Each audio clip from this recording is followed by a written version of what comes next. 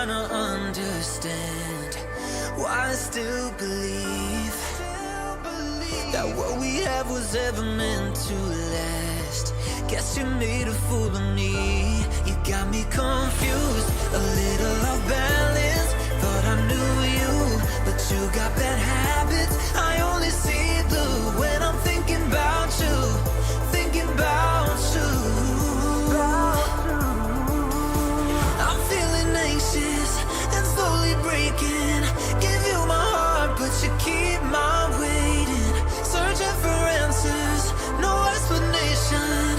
You make love so complicated. I'm feeling anxious and slowly breaking. Give you my heart, but you keep my waiting. Searching for answers, no explanation. You make love so complicated.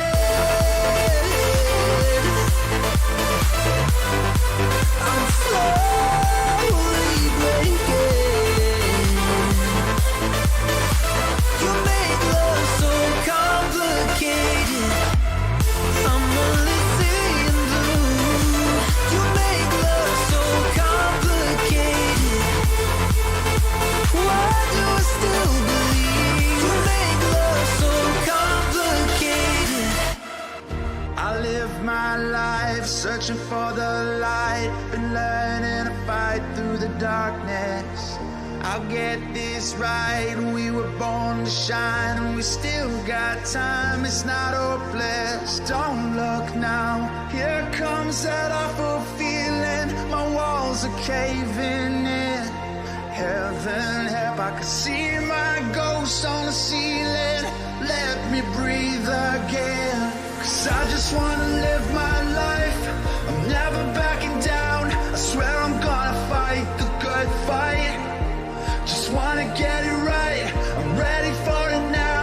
You know I'm gonna fight the good fight. You know I'm gonna fight the good fight. You know I'm gonna fight the good fight. Fight the good fight.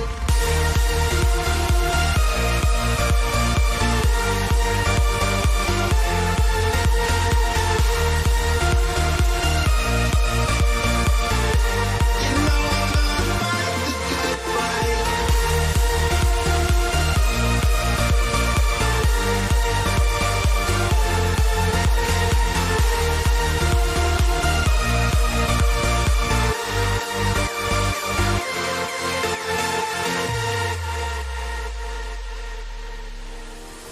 Yeah, I've lost my crown, but no, I will not bow. You know I'm here right now for the long run.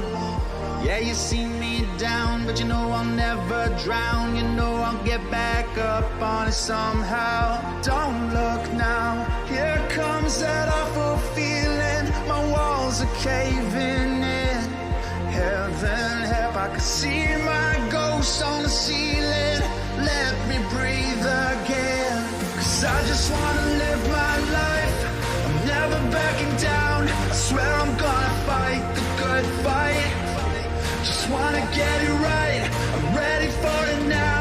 You know I'm gonna fight the good fight. Fight the good fight. Fight the good fight. Fight the good. You know I'm gonna fight the good fight. Fight the good fight.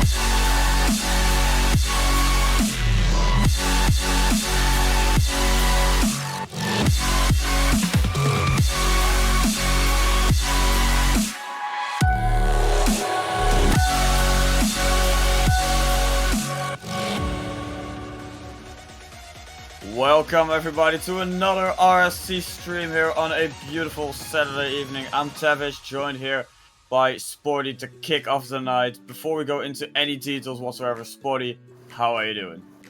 Doing pretty good, Thanks for, having me here. I got a haircut, that's why I look like this. I had long hair last week, not anymore.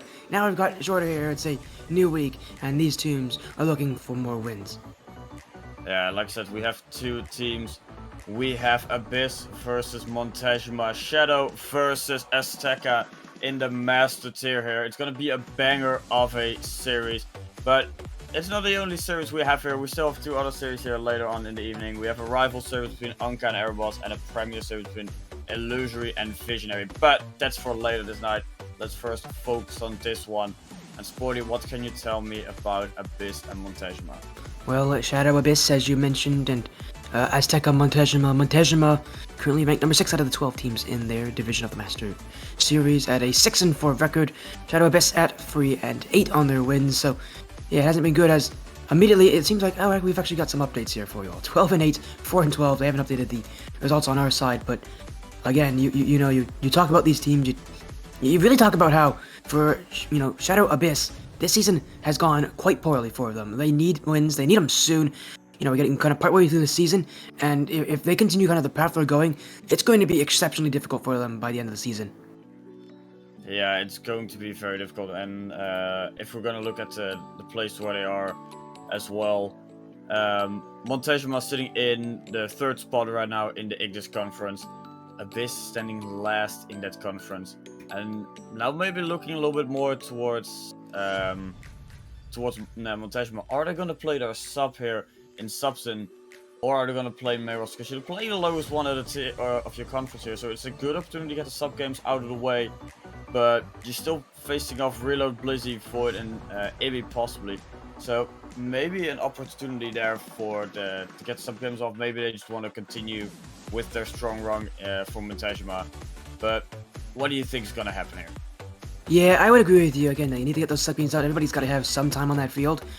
I would not be surprised if they play their sub here, at least for their first, game or two. For them, they're in a situation where they're in such a good position that, it wouldn't be too it's crazy to think that they would play their sub. I'd be surprised if they don't, because I don't know where you would play your sub afterwards. It's a matchup that you're expected to win quite easily, and if your sub, if you can, trust in your sub, this should be a matchup that they can win. Yeah, it should be, and now.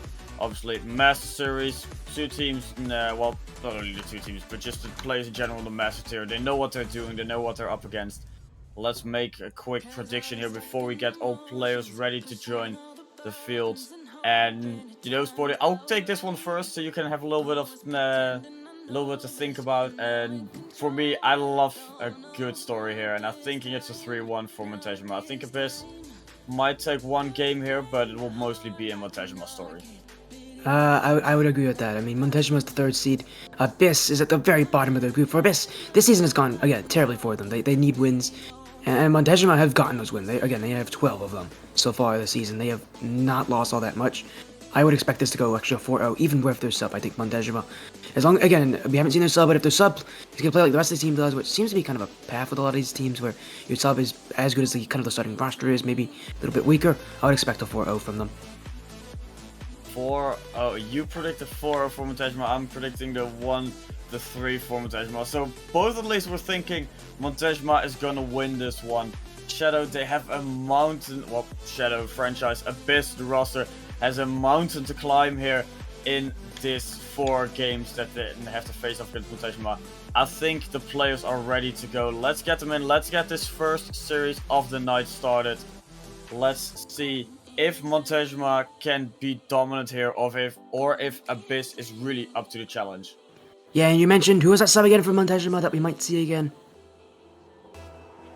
I have no clue. Let's figure it out. Well, I think, again, they might be playing as well, but here we go, Montezuma. They're in the gold, Abyss in the black, and already, it's Abyss who scored only 6 seconds in and fully with a double tap. An immediate start from them. I was, just kind of getting myself into this, getting myself situated, and already Void. It's been an absolute banger from the Shadow Abyss side. Yeah, kickoff not going the way that Montezuma wanted to. Plays a little bit awkward, and Void, he thrives in that chaos. Bangs it forward, finds that beautiful double. Already look for the infield pass, doesn't make too much contact there. And Replays has to go back. Demise now infield pass, Jock can make contact. But still, dangerous opportunity for the Azteca roster. Jock now gets caught off by Demise. Demise tries to get it infield, does get it on an awkward spot to Replay. Ball in front of target, will bounce off the post. Such a close opportunity for the equalizer. But still 1-0 after 30 seconds in favor of Abyss. And while I'm talking, of course, Blizzy puts in the second one. Well, that's a crazy start from Shadow Abyss. I mean, talk about being the weakest in the group. I thought this was going to make them play worse. It's in fact seemed to fire them up to make them play better here against Montezuma in this 4-game series. Abyss already at 2 goals. And while they have had to deal with a lot of Montezuma pressure, Montezuma have not been able to score. It's really been a back and forth, kind of each team taking one shot after the other.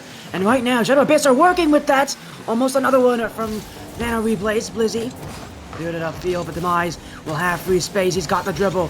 Gonna get round 1, but here comes Void to challenge.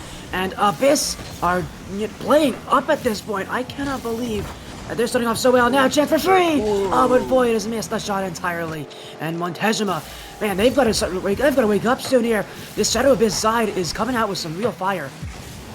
Yeah, and then maybe looking a little bit here.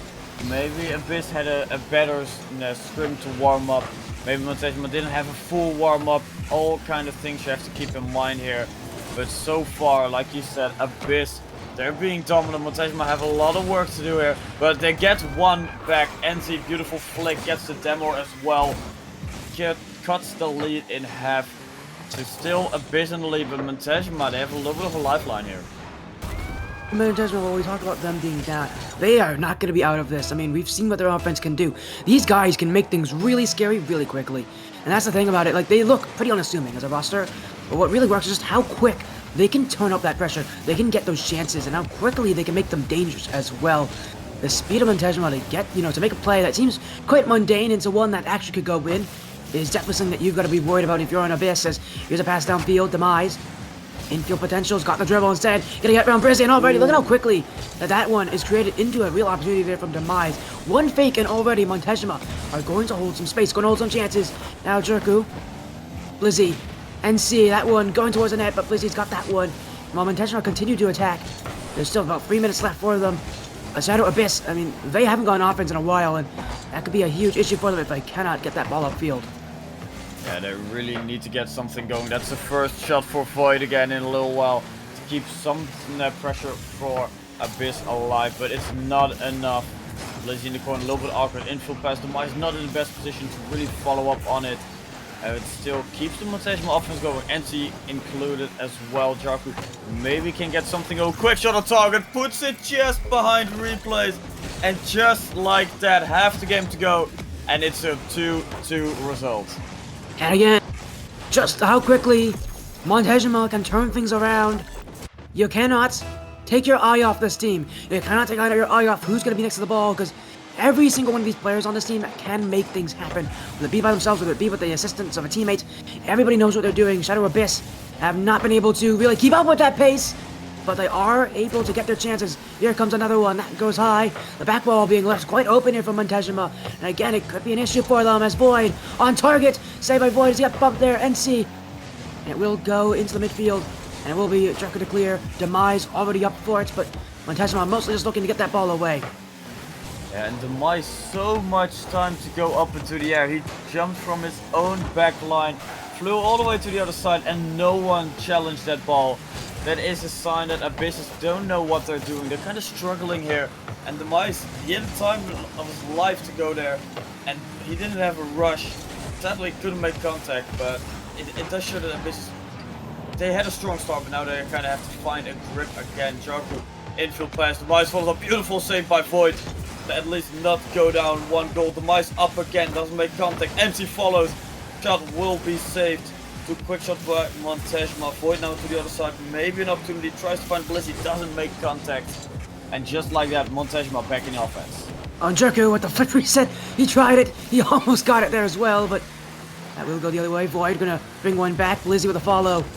And every single play that Abyss is making on Montezuma are stepping up to it more and more. Another touch upfield. Trying to get the 50. Void has it. It will be cleared away as Demise. Trying to hit the target. Replays. Clears it away, and here comes Void. Abyss again, still a chance to win it here in front. Shot! That's been saved by NC. A demo in front. And it was tough for NC to really tell where that shot was going to go. But it somehow stays out. He's, put himself in the right position here on that front post corner. But he's got to make more saves happen. Void now. NC trying to collect it. 30 seconds left, and it's Shadow Abyss with the offense. NC takes it away. He gets past that last defender. Open backfill for NC. Infield potential. Void's got the challenge. And Montezuma will not see that first chance go their way. Maybe a second one. Demise in front. 50. Who's got it? It's a shot that's gone wide.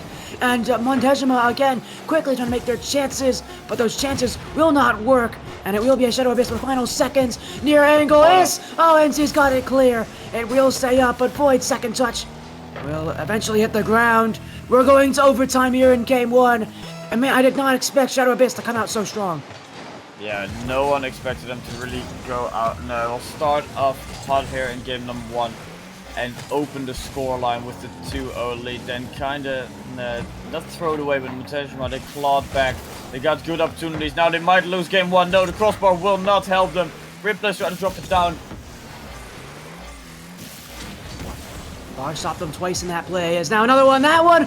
Oh, it's hit the bar again. Man, they cannot hit the net here. For Shadow Abyss, 3 chances where they could have won it. The overtime right there. They couldn't get it. Here comes Void. Stopped by NC.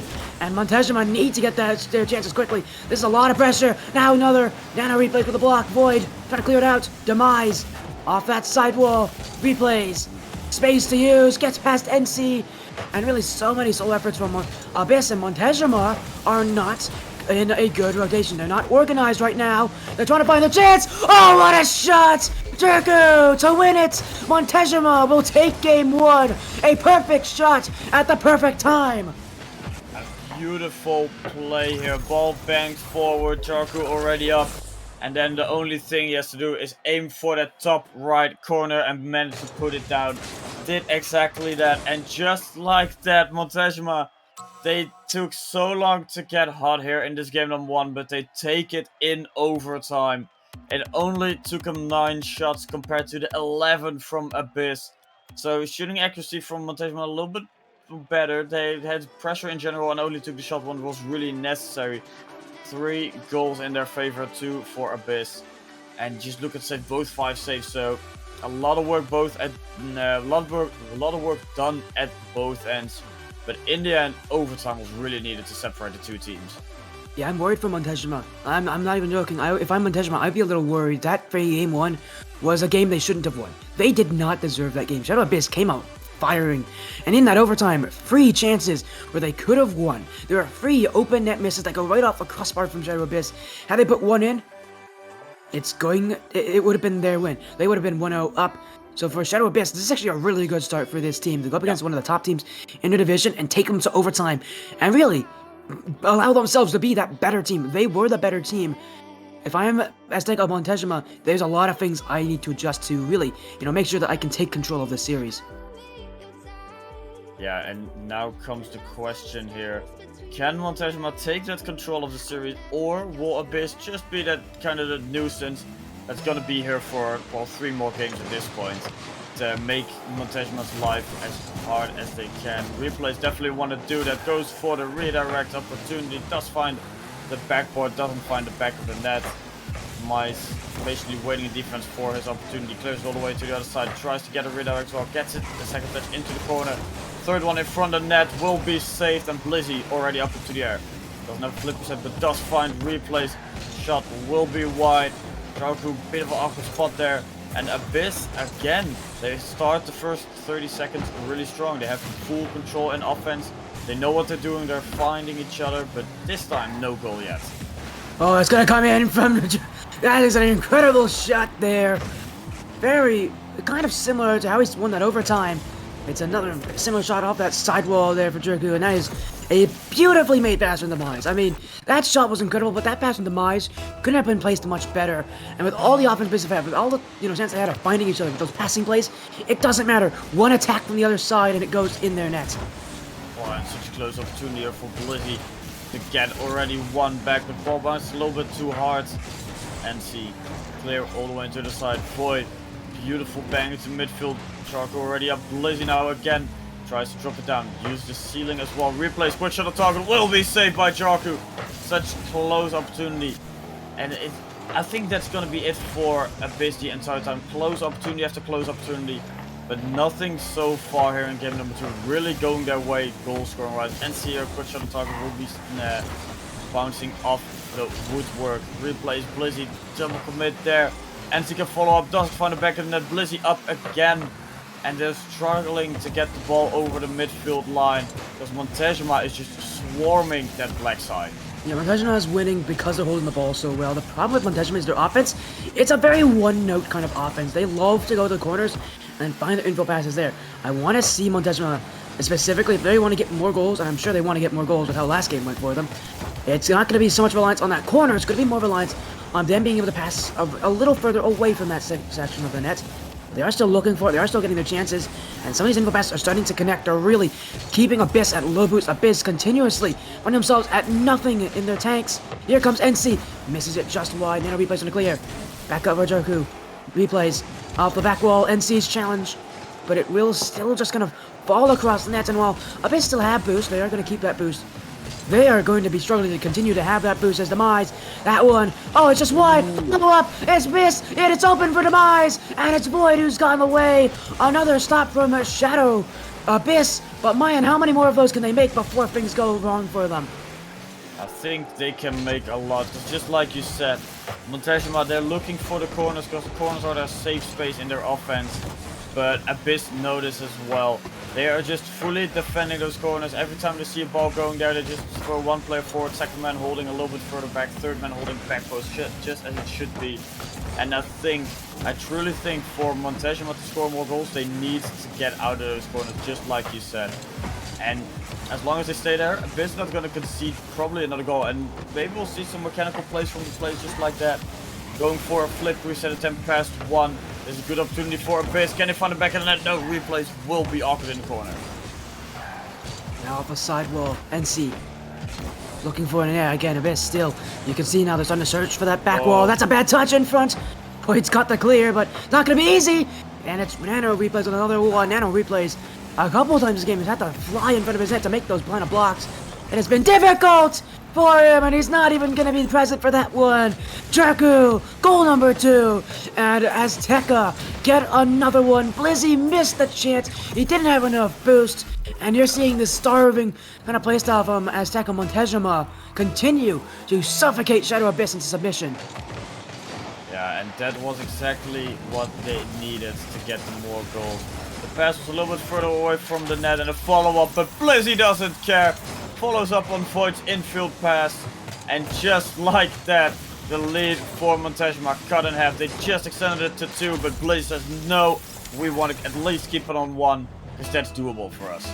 Yeah, and that one is because of a miss from NC. NC's not going to be happy with that one, I'm sure, because his team had to work so hard just to get that second goal. They have, you know what, without looking at the shots, Tavish, tell me, how many do you think this team has? How many shots do you think Montezuma have? Montezuma have 9 in total at this point. Did you look at? I said not to look at the stats. How dare you? I can immediately always breaking the rules here. He's just cheating here. He's like cheating on a test here. But yeah, they have 9 shots compared to the 4 of Abyss, and they've only gotten 2 goals. That's how strong Abyss have been on defense. And for Montezuma, that's been kind of the way it has worked for them. They just wanted to get a ton of shots. I need to see them change things up as NC. Hey, a double tap. Flip reset. Try to use it. Blizzy's got the clear, but man, that one could have been scarier for Montezuma had NC actually connected with it. Another chance from Demise. And a replay stops it. And Void will try to clear it out. Abyss, 30 seconds, trying to get one more goal. And Tavish, really, this is a great time for them because with 30 seconds left, we're starting to see them really start to break out more with this more aggressive style. And I could definitely see another goal go in soon. Yeah, they can definitely get one more, but it needs to be now. Time ticking down. Not the best touch by Void there, but at least he keeps a little bit of control. Tries to go for a pinch, does find it. Replays, try to follow up, gets a soft touch, not strong enough. NC clears it into the middle of the field. Tries to follow up as well. Quick shot on target will be saved by Replays. Try to keep it up. Void now, all Second. eyes on him. Has some control, tries to flick it a little bit too slow. And in the end, it's not enough. Montezuma take game number 2 and go in a 2-0 lead here in the series. Yeah, they had 10 shots total. 10 shots. I mean, if you're shooting that often, you shouldn't be losing these games. But for Montezuma, they did exactly that. It got really close to them. Especially in that final play ahead, we just saw Abyss just take a little longer on that dribble. And we just saw them kind of, wait a little bit more to dribble. I think we could have seen this go to overtime again. But yeah, you mentioned it, Montezuma, with all of the offense at this point, with so many shots, they just... Again, I think we both have said it. They're just way too one-dimensional. It's just too... You know what they're going to do, because they do it every single time. They want to attack those corners. They want to fight for those corners. But the one thing they have changed this game that I have been really impressed with has been that boost starving. They've stolen so much of the boost from Shadow Abyss that even though, sure, their offensive style might be repetitive, it's going to break down Shadow Abyss. Because Shadow Abyss at some point are not going to have enough boost to challenge. For Abyss, they've got to, break out a defense a little bit more, because if Montezuma continue this boost-starving style, it's going to be impossible for Abyss to keep up. Yeah, and maybe... Well, Abyss did survive for a long time without boost. So, if Montezuma just keeps the same offense going, like they've been doing the past 2 games, just try to keep... using the corners, try to get it in front of the net via those corners or via the backboard. And I think Abyss has a good opportunity to survive for a decent amount of time on low boost. Great opportunity here straight after kickoff for Abyss. But regarding the boost, it all depends on how strong Montezuma's offense is going to be. Yep, it really is the question, is Montezuma going to continue that offensive style? But we'll see how that is. NC look in the midfield. Again, a lot of testing on that back wall here from Montezuma. Abyss have done extremely well to do it. And now he goes to the flip reset. He's got a second one on that as well. It's in front of the net. NC will clear though. And whoa! Circus! That is incredible! Montezuma with goal number 1, and man, it could have been any more flashy. Yeah, it was just towards the back of the net. Give it a little bit more power, and it worked perfectly. Again, as I said, it could not have been any more flashy from Jarku there. This guy has been on a scoring rampage, looking for another one. That will be blocked, and I think the last 3 goals for Montezuma, including the 2 they had last game, came from the same guy in Jarku. I mean, he is putting in the shots. He's finishing off so many plays, and the reason he's doing it so well is because of his creativity. This guy's shooting. He finds new ways to shoot. He finds new ways to put that ball on target, and that's why he can beat this team so consistently. Is because for Shadow Abyss, they're expecting these infield passes off that corner, and for Jarku, if he continues doing not that, well, he's going to continue to find plays that will work. Yeah, I totally agree. If they can kind of go more for that kind of offense, then Abyss has no chance anymore here in this game. But it all depends. Can they keep that up? And Jarku will be the spearhead for that. Lazy now, beautiful touch here into the corner. Doesn't have boost to follow up on his own touch. Void, on the other hand, does have boost, but get beat by NC. Jarku being a nuisance in the offensive third. Lazy winning the 50 against Void as well. Now a shot, the mice. Can he catch up? No, he will not. And Blizzy equalized here with 3:15 left on the clock. Yeah, I really do feel bad for NC in that situation, because how in the world is NC supposed to read what's happening there? If ping-ponged off of 2 players from Abyss, how in the world is that going to be an easy read? They'll make a mistake from pushing up that high, but even so, that is a tough read for him to make, and here comes NC. Trying to get a flip reset. Void doesn't have it. NC's still there. Replay is going to clear this one, but it is tied up at 1. And again, for all the offense Montezuma have with them having all these chances, it is still going to be tied. As this one is not open! Oh, what a save from Jarku! Another great block. Jarku has been playing insanely well, really. It is a lot of this. The reason why Montezuma is playing so well is because Jarku is playing out of his mind. Yeah, talking about Jarku, he's being a nuisance there in the offense as well. Great opportunity here for Abyss to get a lead, but the touch was just a little bit too awkward. The mice up in the air. NC follows up, puts it all the way towards the backboard of the Abyss side. And now replays has some time. Info pass to Void, doesn't have enough power behind it. Lizzie has to clean up. A little bit of an awkward touch, but a touch nonetheless. Void try to follow up, shot a little bit too high. Jarku takes control. Gets it past one. Can't follow up, but the mice is there. NC was there to find the mice, to find the back of the net. And just like that, quick counter attack. Montezuma in the lead. 1, 2, 3, everybody's getting involved on Montezuma. And another stellar shot from them. That was perfectly in the top left corner. No questions about it. That was unstoppable for Shadow Abyss. Montezuma with a perfect transition downfield. And that is what you want to see from this team. Instead of going for those passes from the corner, go for them a little further out.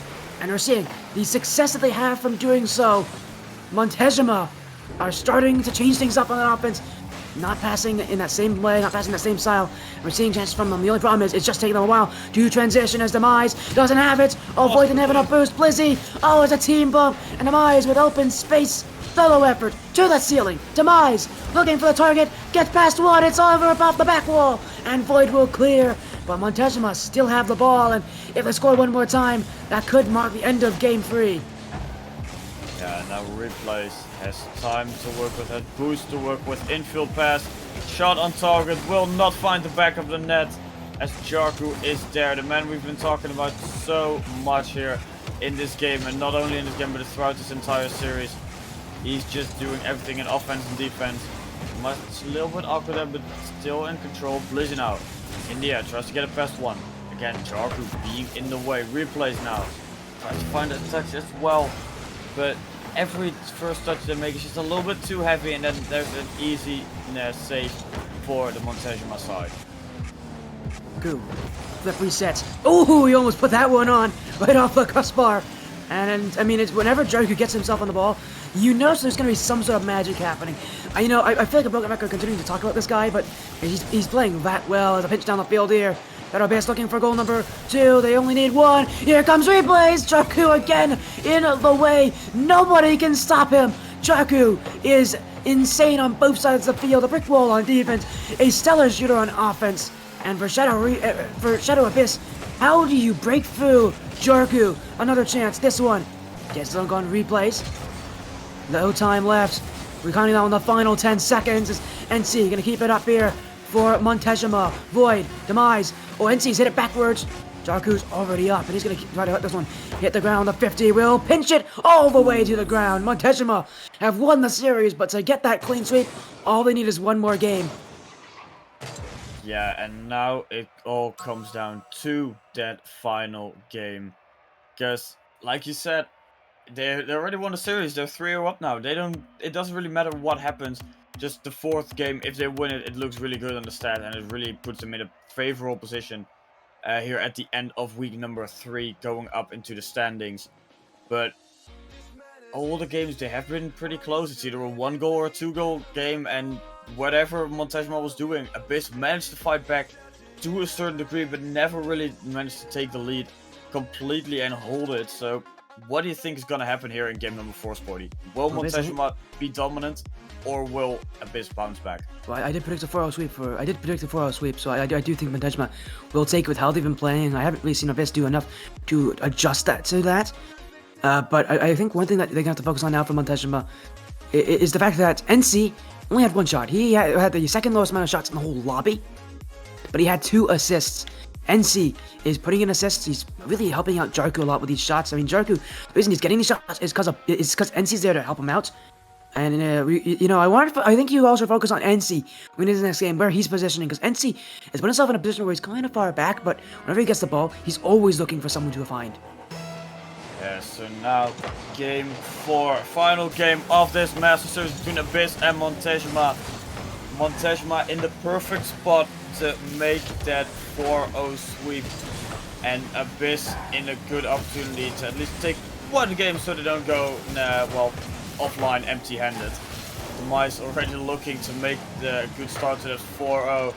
Bit of an awkward spot there, but the shot will be saved. And again, that play was assisted by NC. You saw that flick in the midfield so many times. People want to pass there, but NC recognizes that he has a teammate up there following him. And again, instead of going for the shot, he'll go for the pass. Now Jarku to NC! Saved by Void. Another shot there on Abyss. And again, they're able to make the block, but it is awkward as NC up again. Blizzy's got that one. But look at this from Shadow Abyss. They're getting pushed all over the place. Now Demise with it, the dribble, 1 to beat, gets over him, now on 2, but it's gonna be Void, who's back to help out Shadow Abyss, and again, their defense continues to stand strong, but they need to get that ball down the field and get themselves some chances on offense. Yeah, and now you're already kind of looking at the Abyss roster, because for them, they're playing on stream and they're looking to get swept here. It doesn't look good for them. There's a lot of mental as well, because you don't want to lose the service, but Blizzy, he's not done yet, and gets the first goal for Abyss. Yeah, surprisingly lackadaisical from Demise. He didn't really recognize that there are 2 Shadow Abyss players right in front of him that can challenge him at any point in time. He wanted the dribble, but in that situation, it's better just to hit that ball away. You don't want to risk a 50 there, because at the level that you guys are at, they're fast, but they're not that fast. And oh, what a double! Wait a second! Oh, Jarku almost hit one of the best shot of the night, but it will go away here as Montezuma. Jarku again booms it up the field. NC, can he follow? It's gonna go off the corner for free for Nano replays. Demise, miss! It's open! It's bouncing towards the net! And Jarku's got another one. Montezuma gonna crack under the pressure here of game 4. And they've got to get themselves back together very soon. NC, double commit save from Shadow Abyss. Here comes another from Demise to the back wall. 50 on Blizzy. NC, up for it, off the back wall. A miss there, but it's another clear. And Shadow Abyss are just waiting in the backfield, waiting to clear that ball. They're getting themselves to every single challenge. And they have no problem making this number of saves already free for them as a team. They're going to have to keep making more. That's number 4 here with Blizzy. NC now collects it down the field looking for Jarku, but it's Void with the block, and it's Void who's able to really allow Abyss to keep this 1-goal lead. Yeah, replays now, wins the 50, leaves it for one of the teammates to follow, no one there. Blizzy now into the corner, gets 1 touch. Replays there, Demise there, Blizzy there as well. Everyone just fighting in that corner to get a little piece of the ball. Replay, big bang all the way into the side. Defense is not there. Will it just go in? No, it goes off target. Such a close opportunity for Abyss to extend their lead to 2 goals. Jarku now all the way into the side. Big clip. Can follow up with his own touch. Does manage to do so. Puts it in. And with 2 minutes left on the clock, it's back to a tie game. And of course, it has to come from Jarku. This guy has been scoring all series long. He had 1 goal last game. He had 2 the game before. He now has his first this game. Jarku is... Again, he is just the unstoppable force in this lobby. Everybody's looking at him saying, well, what will he do next now? On offense, Nano replay, and again, Jarku. I mean, we talked about this guy on offense, but let's talk about his defense. This guy has not missed a beat on that back line. So many solo efforts, and he's going to make those saves for Montezuma. Without having Jarku playing this well, I don't know if Montezuma would even have the chance to even win the series at this point. That's how well he's playing. Yeah, and now continuing Jarku taking control. Void follows up with a quick shot on target after a little bit of an awkward touch from Jarku. Demise gets it underneath, replays, and Void try to get a little bit of an awkward situation here in front of that. Does manage to do so. Ball will roll in. The demo made it so awkward that the ball was just rolling there like nothing was happening. And then there's nothing you can do. That's just try to make the best of it. Demise taking credit, Montezuma take the lead. And what a strange play that is, and if that's the goal that gets Montezuma the sweep win, man, that is going to be one of the biggest letdowns here for Shadow Abyss. See that play in front of that and have it be an own goal. Not what they want, but they can definitely answer. Nano to Blizzy. In front, NC's got the clear. Jumping up is Demise and Jarku. Nobody really wants it there from Montezuma. Both players went for it. Both of them peeled off the play. Now no chance. Jarku, back wall. Gonna get a second. Here comes Demise. Void's got the block. And Void sends it down the field. NC's taking it away though. And Shadow Abyss actually overcommitted on that one. NC up again. 1-on-1. Flick in front. Nano replays. Gets there, but Void jump too. Shadow Abyss need their chance. Here they come, but it's gonna be blocked so quickly. Blizzy. Jarku. Nano replays, doesn't get it. Void down the field. Blizzy on the back wall. Leaves it. Shot! Saved by NC. And Abyss will have to look again. Nano replays. The triple. Gets past towards the back wall. 50! Oh my goodness! Replays! How did he get that one? Oh, beautifully done here by Replays. Gets it in the most awkward spot to read the double. Managed to get it down. And just like that, 30 seconds left on the clock. tight game, looking for an overtime opportunity here. Replays really want to take that one win here. Quick shot on target will be saved by Replays, the man himself. And now Blizzy all the way to the other end, takes the lead. You talk about aggression! You talk about never giving up! Blizzy demonstrates that! A dunk on Demise, and it's all his down the entire length of the field. 18 seconds left, and this lead has flipped to Abyss. Is the sweep not gonna happen? I mean, we were thinking, oh, it was gonna be a Montezumos all series long, and yet even so, Abyss have come back from the depths of despair. 10 seconds, fake from Blizzy, flip downfield, Demise trying to keep it up. But Montezuma need to score. Demise down 0 seconds, counting. It will hit the ground. Abyss have taken the game back. Montezuma won't get their sweep, and that is a huge result for Abyss in that final game. Sure, they didn't win, but taking game 4 and that kind of a result, that's going to make them feel at least a little bit better. Yeah, and with that shot from Replays, I really hope someone either clipped it or Replays clipped it himself, because that is a good shot to be the clip of the week in the next RS cast. Same with the redirect from Charco, also a great candidate for that shot. But this entire series, Abyss, last seed, we all know it, but they came close so many times to take the game and to even either get a draw or maybe even a win, because sometimes they were so close, but it was just the final stretch needed. And here in game 4, they finally managed to find it and not get swept. Yeah, even so, again, I think for Abyss, I think for both these teams, they could consider this kind of a win for them. For Abyss, again, you said it, they go up against one of the top teams, and to play this close to them, this is, again, one of the best teams in this grouping. Sure, Montezuma have won, again, they can take that, and they should be happy with that. That's a win. A win is a win, they'll take it as they will, but for Abyss, again, one game off of one of the top teams, they'll be pretty happy about that. You have to, again, Tyrus, you have to agree, a win was not expected for this Shadow Abyss side, and yet they got one game, and I mean, they'll be pretty happy with that, I think.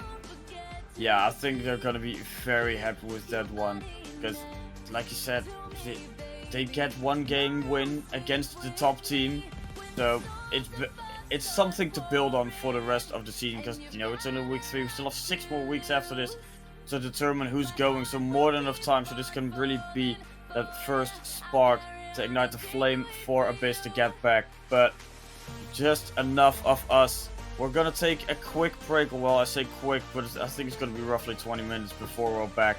And then we're gonna have a rival series, so don't go anywhere. We'll be right back. When the stars above start pouring, and you got a lot to lose, my heart will keep on falling for you. I'll carry on and sing the ways for you.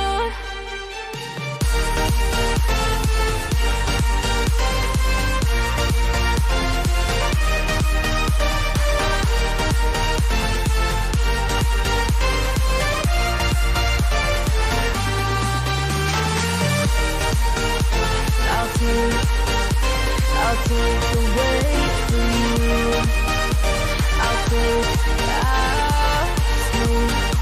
I'll take the weight for you.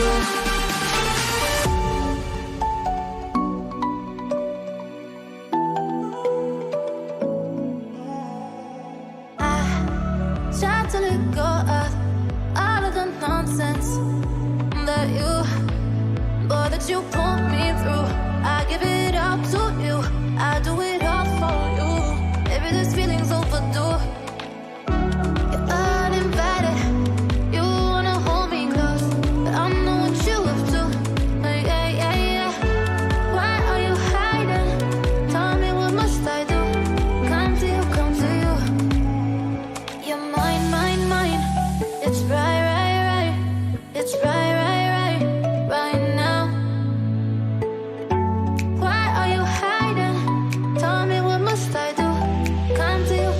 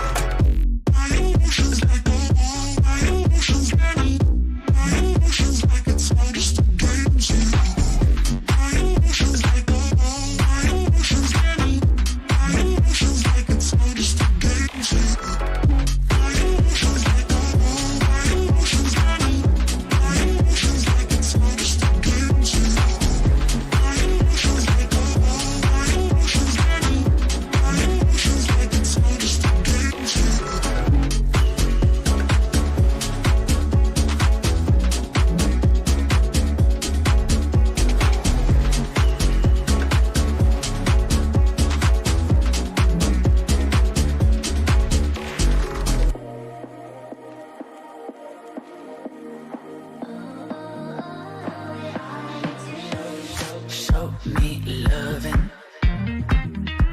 I need your loving. Cause I'm drowning in something and I can't come out. Just show me loving. I need your loving.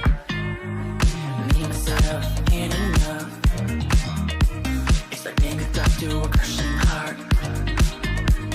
I want you to know how bad it hurts. You keep it inside along my heart.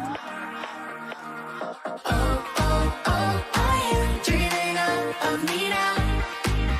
The way I do. Oh, oh, oh, are you dreaming of me now? The way I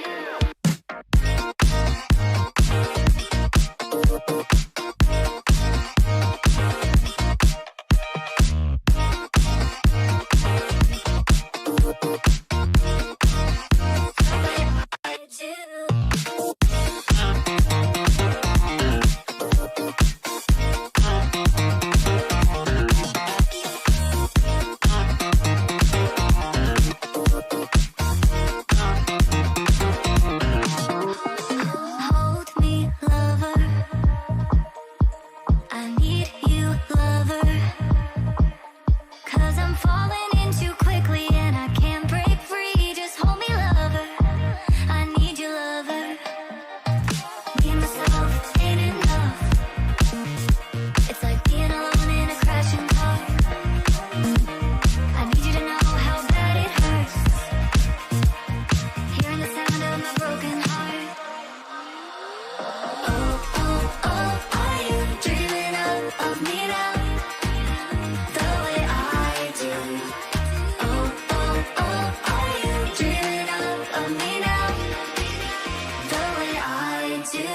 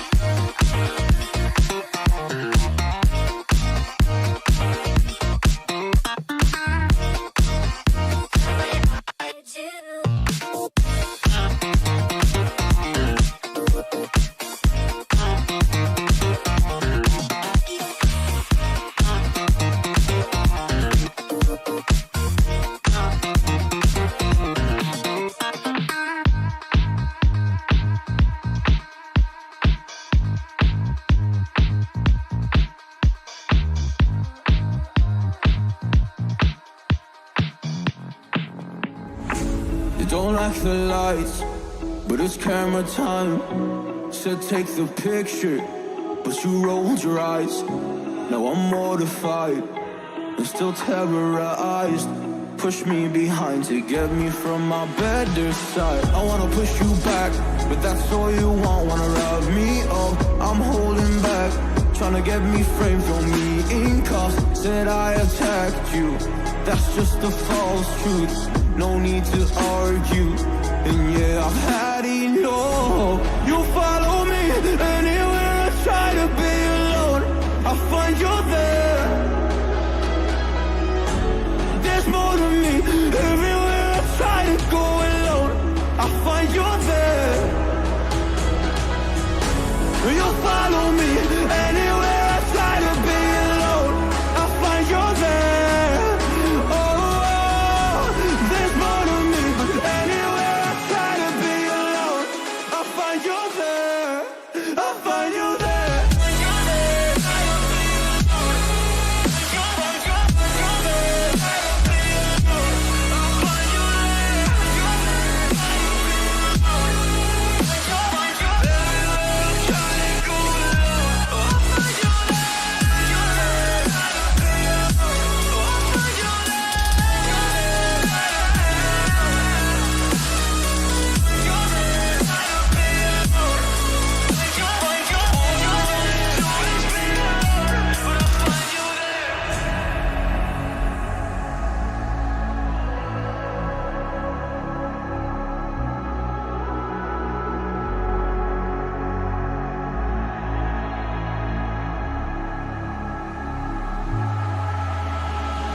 I'm so scared to leave my house, so I cannot run free from this. Always being watched by you, and that's so inconsiderate. My privacy, does that exist? Probably haven't heard of it. Need to live a different life, cause lights and cameras are in it. Trying to find a silver lining. All I do is avoid the violence. But you're here again, I'm losing it. There's no more screaming in silence. Get out my face, turn off the flash. I hate the fame, no more of that. Leave me alone, or I'll collapse. I need a break, don't feel the crack. You follow me, anywhere I try to be alone, I find you there. There's more to me, everywhere I try to go alone, I find you there. Yeah, yeah. You follow me, anywhere I try to be alone, I find you there. Oh, there's more to me, but anywhere I try to be alone, I find you there. I find you there.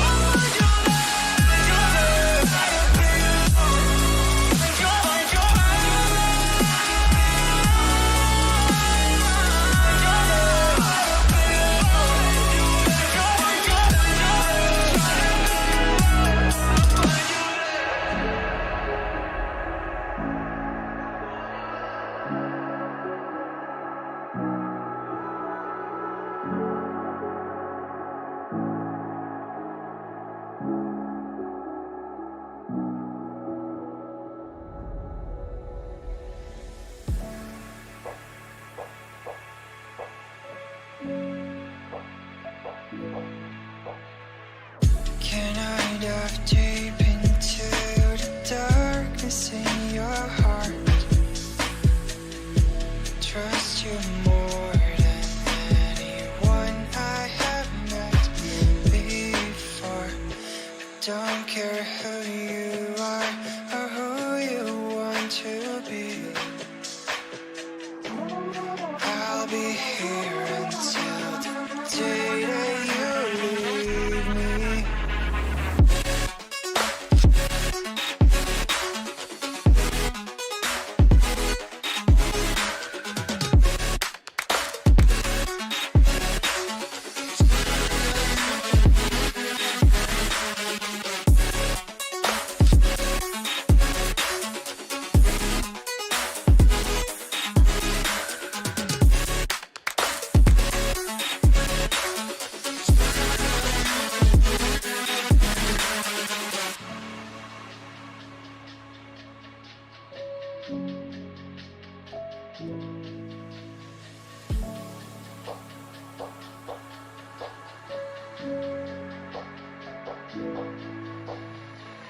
When I'm with you, I know I'm safe beside your arms. I'll make sure that you won't ever feel lonely no more. Whatever past we have, the future we will see. I'll be here until the day that you leave me.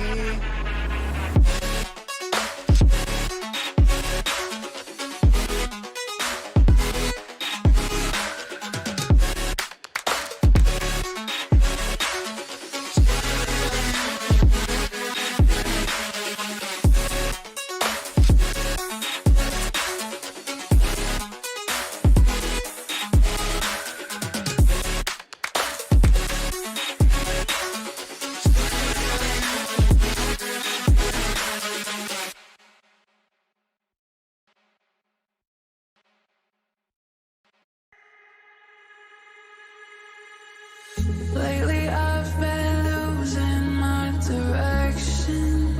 I know, 'cause I've been trapped inside this heart of mine. If you could let me out of my body, this feeling's got me out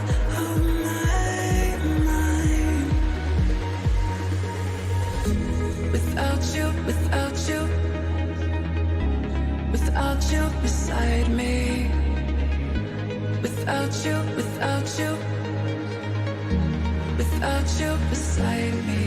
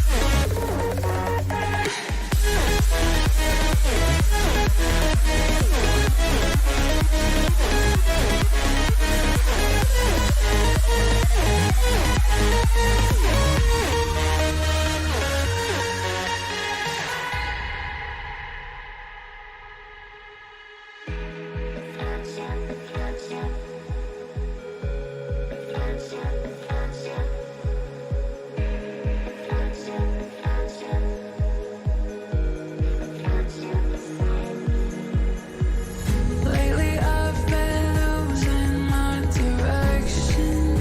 I know, 'cause I've been trapped inside this heart of mine. If you could let me out of my body,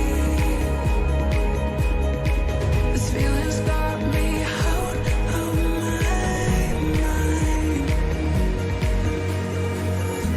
Without you, without you, without you beside me. Without you, without you, without you beside me.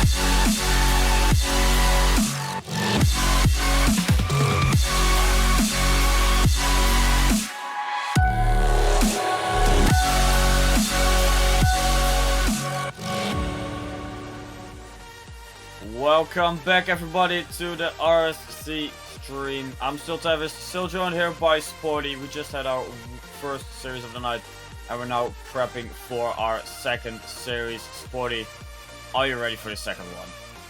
I am, and hopefully I can actually get the prediction right this time. I've been on the stream a couple times, and I've had 0 correct predictions. This is it's gonna become a bit embarrassing for me here, but yeah, I'm hoping that maybe this series here, this upcoming Rivals series will be a little bit better for us. Yeah, like you said, it's gonna be a rival series. It's Anka taking on Erebos, Panthera Esports versus Might of Hades. And if we're gonna look at these two rosters, the Erebos roster consisting of Hexos, Brian Brocha, Semiboy, and Davey. And then the Anka roster is Singsy, Hoggy, Rambo, and Ollie. Some well-known names within RSC.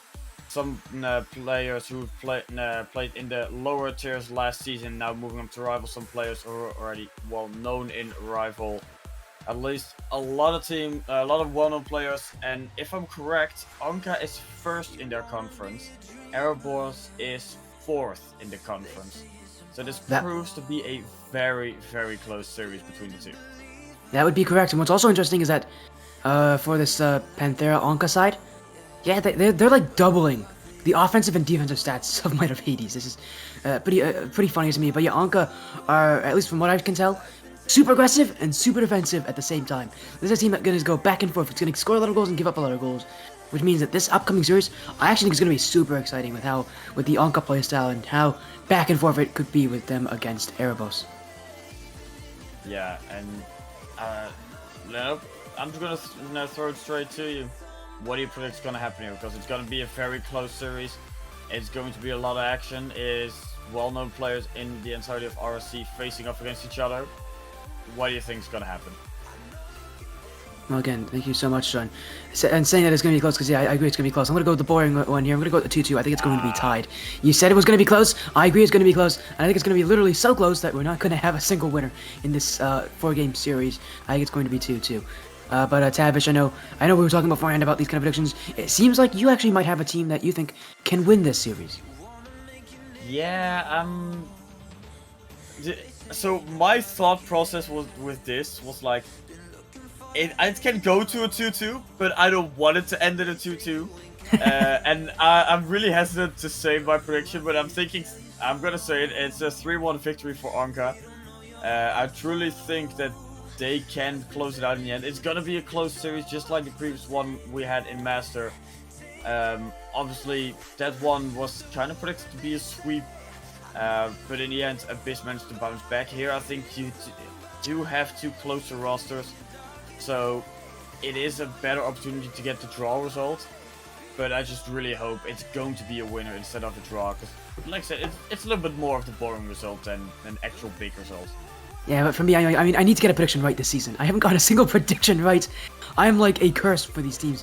When it comes to predicting, I predict one thing, and it goes the complete opposite way. So I'm hoping I can actually get a prediction right, but yeah, as you mentioned again, a lot of us as casters like to see winners. We like to see winners in these matchups.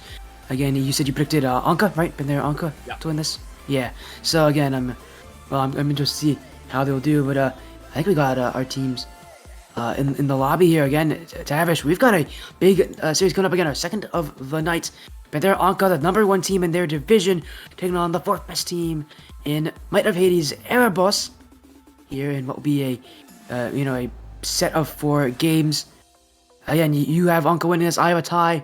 I'm sure there's a good amount of people who want to see Erebos take this too. Again, there's so many people, in this lobby who want to win, who want to take it, and these are, top level teams. They want those wins, and they're really gonna do everything they can to make sure to get it, because this is gonna be, at least on paper, one of the biggest matches of the week.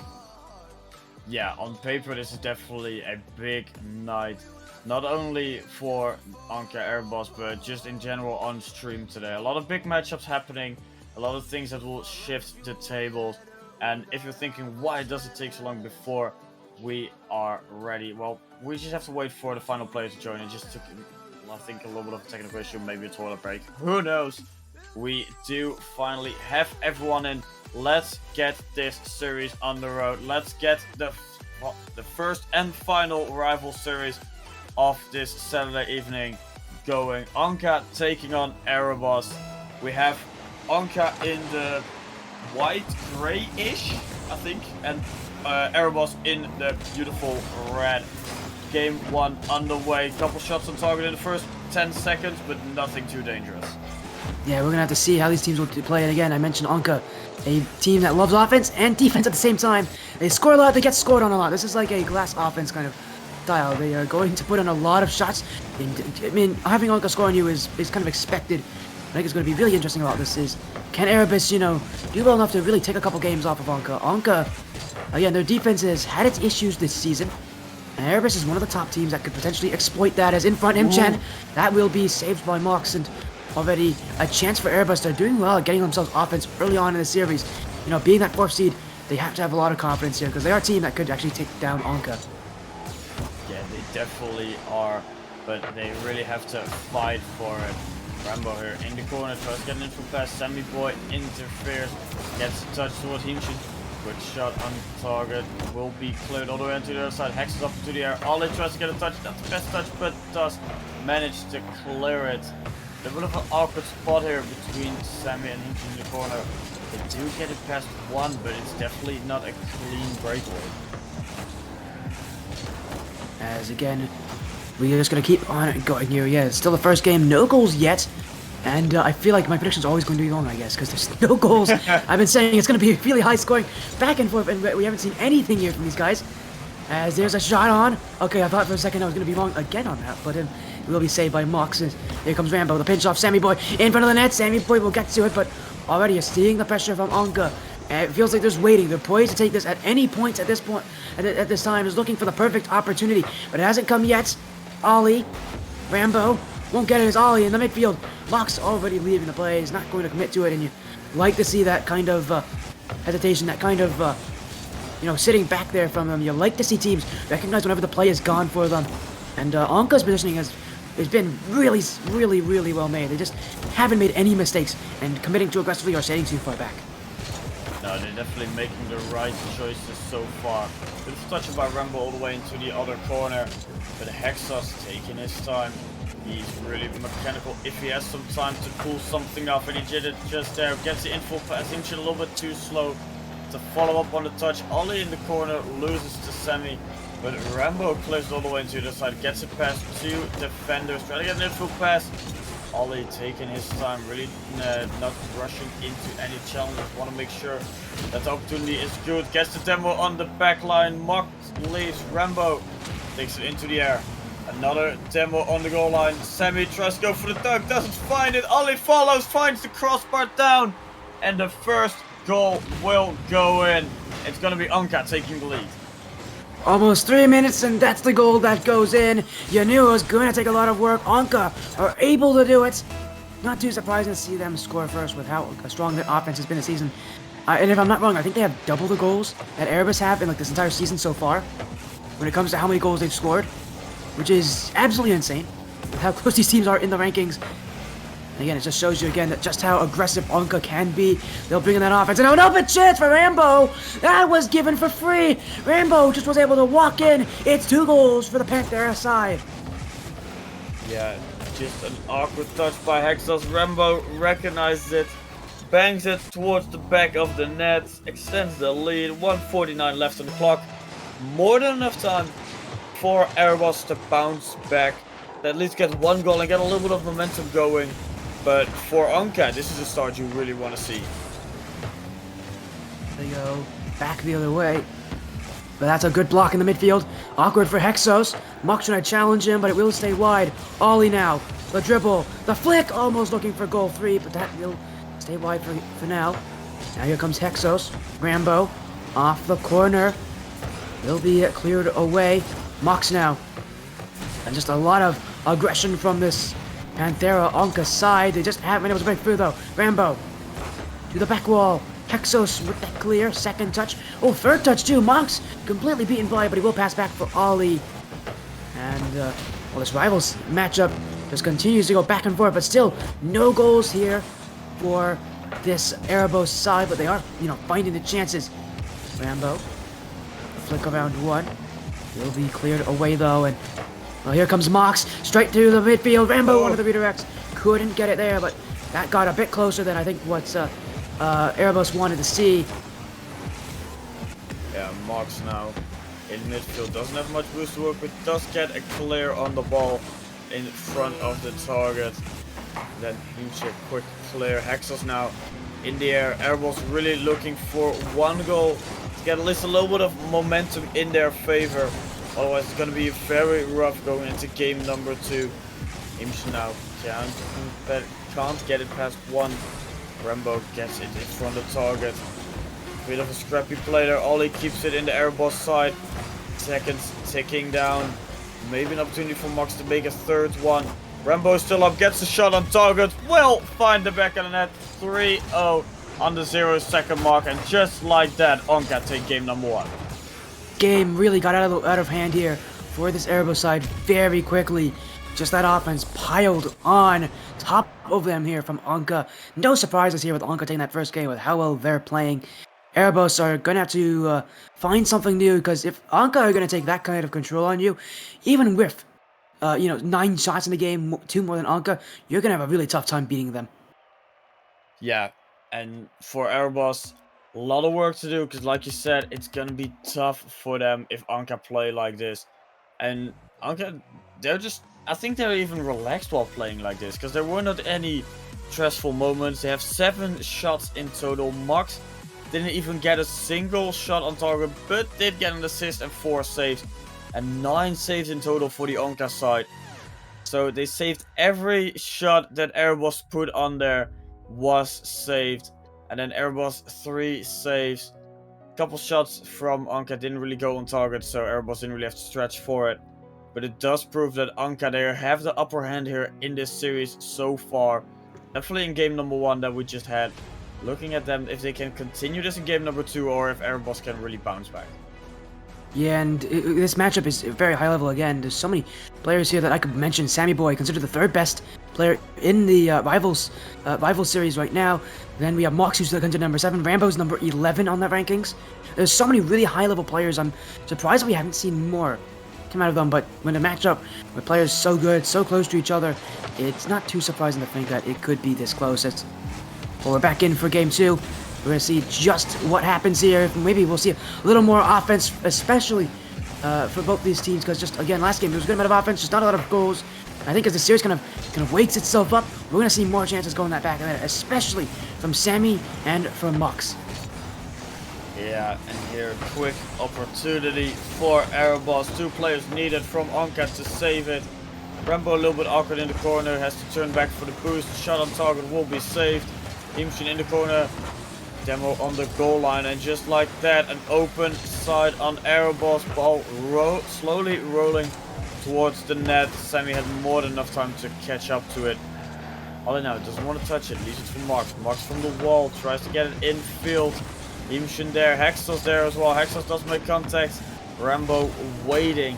Onka looking for that opening goal in the first minute, but can't find anything. Here comes Himchen, that's on. Look at a second touch. Rambo's gonna believe that one. A scary situation. Himchen looking for that ground double tap. Onka's got it clear. Now Rambo, long touch. Sammy Boy will collect it. Here he goes again. Off the back wall. Himchen. Mox now. Looking at an infield play. Ollie! Oh, that should have been a goal there for Onka. That was a free opportunity, and they didn't take it well.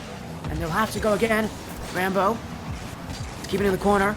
Surprising, again, we haven't seen any goals at the end. These teams, again, what's crazy about this matchup is these teams are so even in just how good they are. That's why there's still so few goals going in, even with this many shots and this many opportunities. Yeah, and now ball still in the corner. Hexos quick shot on target. Imshin goes for the redirect. Ollie interferes. Mox now tries to clear it. Puts it on target, and just like that, Onka opened the scoreline. Yeah, great play there from them. Mox, one of the top goal scorers of the season, number 6 in goals, has 23 goals in his, in this season. This guy is one of the best at shooting, and when you give him a shot like that, he's not gonna miss. Ironically, also, Mox is also one of the best savers of the season. He's also got 50 saves this season. He is the number 1 savior in this rival league. It's insane just how well he's playing on both sides of the field. Yeah, and now Ollie clears it all the way to the side. Rambo up, only to find Hexos. Hexos does get a second touch, not the way he wanted it to go. And Mox, the man you were just talking about, gets an opportunity but doesn't really use it to its full potential. Rambo into the air, can follow up his own touch, beats Himchen. Ollie up, follows up as well with the shot, will be a little bit wide. Sammy Boy in the corner, tries to get a pass one, demos Rambo for all his effort, and ball still dangerous. Ollie wins the 50, but no avail, no real danger there. And big clear to the other side. Max gets a beautiful save, and for so long Erebos are still looking for their first goal. Yeah, I mean, it's just continuing to just do what they're doing here. So much pressure, so much time. Again, I'm surprised that we haven't seen more people really take control, but I'm not surprised to see Mox being one of them. A demo in the backfield, Rambo sent upfield. Now a redirect, Sammy Boy. Rambo will put up a side wall. Himchen will send it away, and back goes Anka. Only one goal, but it comes from, again, one of the top goal scorers of the season. In a match like this, you need to rely on these kind of players to really do well, as Mox leaves it to Rambo. Send it away. Himchen. Ollie off the side wall. Rambo coming in, but Exos got the win. Exos, I haven't even really mentioned how good this guy could be. He's also in that top 20 best players for the rival series at this point. So, again, out of the 6 players on this lobby, 4 of them are in that top 20 ranking. And there are some actually players that are not playing in this match for these teams that are also in there as well. So, a lot of high-level action, and we're seeing that really when 2 high-level teams come against each other. There's a lot of shots and a lot of saves. Those defenses really coming in to play well. Yeah, and Hexos here looking for a little bit of control. Doesn't have much boost to work with. Rushing back, Sammy Boy gets demoed. Rambo now no boost in the tank to follow up on his own touch, but Ollie does have something to work with. Keeps it in the airball side. Marks doesn't make contact. Hexos, can he take it into the air? Can he get that first goal for Erebos? Beautiful play here from the Anka side to keep the ball in the red half of the pitch. Marks, soft touch, can follow up on his own. Hexos a little bit awkward in defense, try to get it clear, but every time they get it to one side, there's going to be a save. Just like this, Rambo denies that goal. And with 20 seconds left on the clock before this game is over, we're really looking at Erebos if they can get a goal. Himchen does get it! Erebos will not go 10 minutes without scoring a goal. They managed to clinch their first one in the final 15 seconds of it. Yeah, Himchen, we haven't really mentioned much about Himchen. He's one of those players that kind of falls under the radar for so many people because of the talent around him. But yeah, and he has been stepping up this series. A lot of players have fallen to Himchen. Is now off the kickoff. Sammy Boy just gave it away to Mox. 10 seconds left. Maybe another chance here for Erebos. Now they're hot on pressure. Exos in front. Sammy Boy looking. Oh, it's off the post. Stay by Ollie. And Anka will let this one hit the ground. A chance, Rambo. Oh, he's got a touch there towards that. Exos can only get one. Mox misses the chance. It will hit the ground, and we're going to overtime. Anka took game 1, but this one a little bit tougher for them, and I think that's exactly what it should be. Erebos have stepped up greatly here into game 2. Yeah, Sammy Boy now for an opportunity. Quick shot on target. Rambo saves. Hexos in midfield leads for Himchen. Himchen cannot follow up on his own touch. Ollie does clear it all the way to the other side. Rambo with the redirect will go in with a little bit of help from the crossbar. And within 20 seconds of overtime, Anka take the win. What a shot from Rambo. Couldn't have asked for much better from Rambo. He's had another insane game. I think it was MVP last game. He's MVP again. 1 goal being the overtime winner and 5 saves from Rambo. Again, I mentioned it. This is a series based around defense and really who can break down that defense so far. Both these teams have had to deal with some of the toughest matchups they've had so far. Yeah, and if we're looking at those stats, like you said, it's going to be a defensive series all around because, like you said, Rambo with the 5, but all players on the Anka side have 2 shots, so 6 in total. And Erebos, they had a little bit more pressure. They managed to get 10 shots in total in their favor, only getting 1 credited with a goal. But still, they had more pressure than they had in the previous game. And for Anka, they were a little bit more consistent in just the midfield control, and eventually only taking a couple shots that were needed. Managed to get the 2 goals that gave them this win. But Rambo being a savior and really the front man here of the roster. Yeah, and again, Rambo really stepping up when they needed someone to. A huge result from him is So right now, Anka are leading 2-0. They again, a sweep would be an insane result. They get it again, Rambo. This guy knows what he's doing. This guy's been, again, is a top tier player. Although, again, he really doesn't have a ton of stats that are like, ooh, you gotta look at him again. He's someone that maybe is flown under the radar for a lot of people, but he's just exceptionally consistent. That's what makes him one of the top players in this whole tournament. He's 11th best in the stats ranking for rivals, for this rival power rankings, and for a good reason. He's just that consistent. He's just that good all around. Hexos jumps here, doesn't have boost to follow up. Imshin, opportunity, finds the backboard. Marks has to make it, that doesn't manage to make it. Sammy wins the 50. Marks follows, Hexos follows as well. Himshin tries to keep the pressure here on the Anka side. Sammy boy up, finds the crossbar. Ollie just patiently waiting for the ball to drop down, try to get it past one. Hexos, quick shot on target, will roll off the wall all the way into safety. And just like that, the ball is back into the Erebos side. A little bit of a double commit there, but already a little bit of a better start for the Erebos roster. Yeah, you could say it's definitely a better start again. They have had some pretty good starts this tournament so far, though. But again, what we've noticed from Erebos is, every single game they've gotten closer and closer to taking down Anka. Again, last one, going it.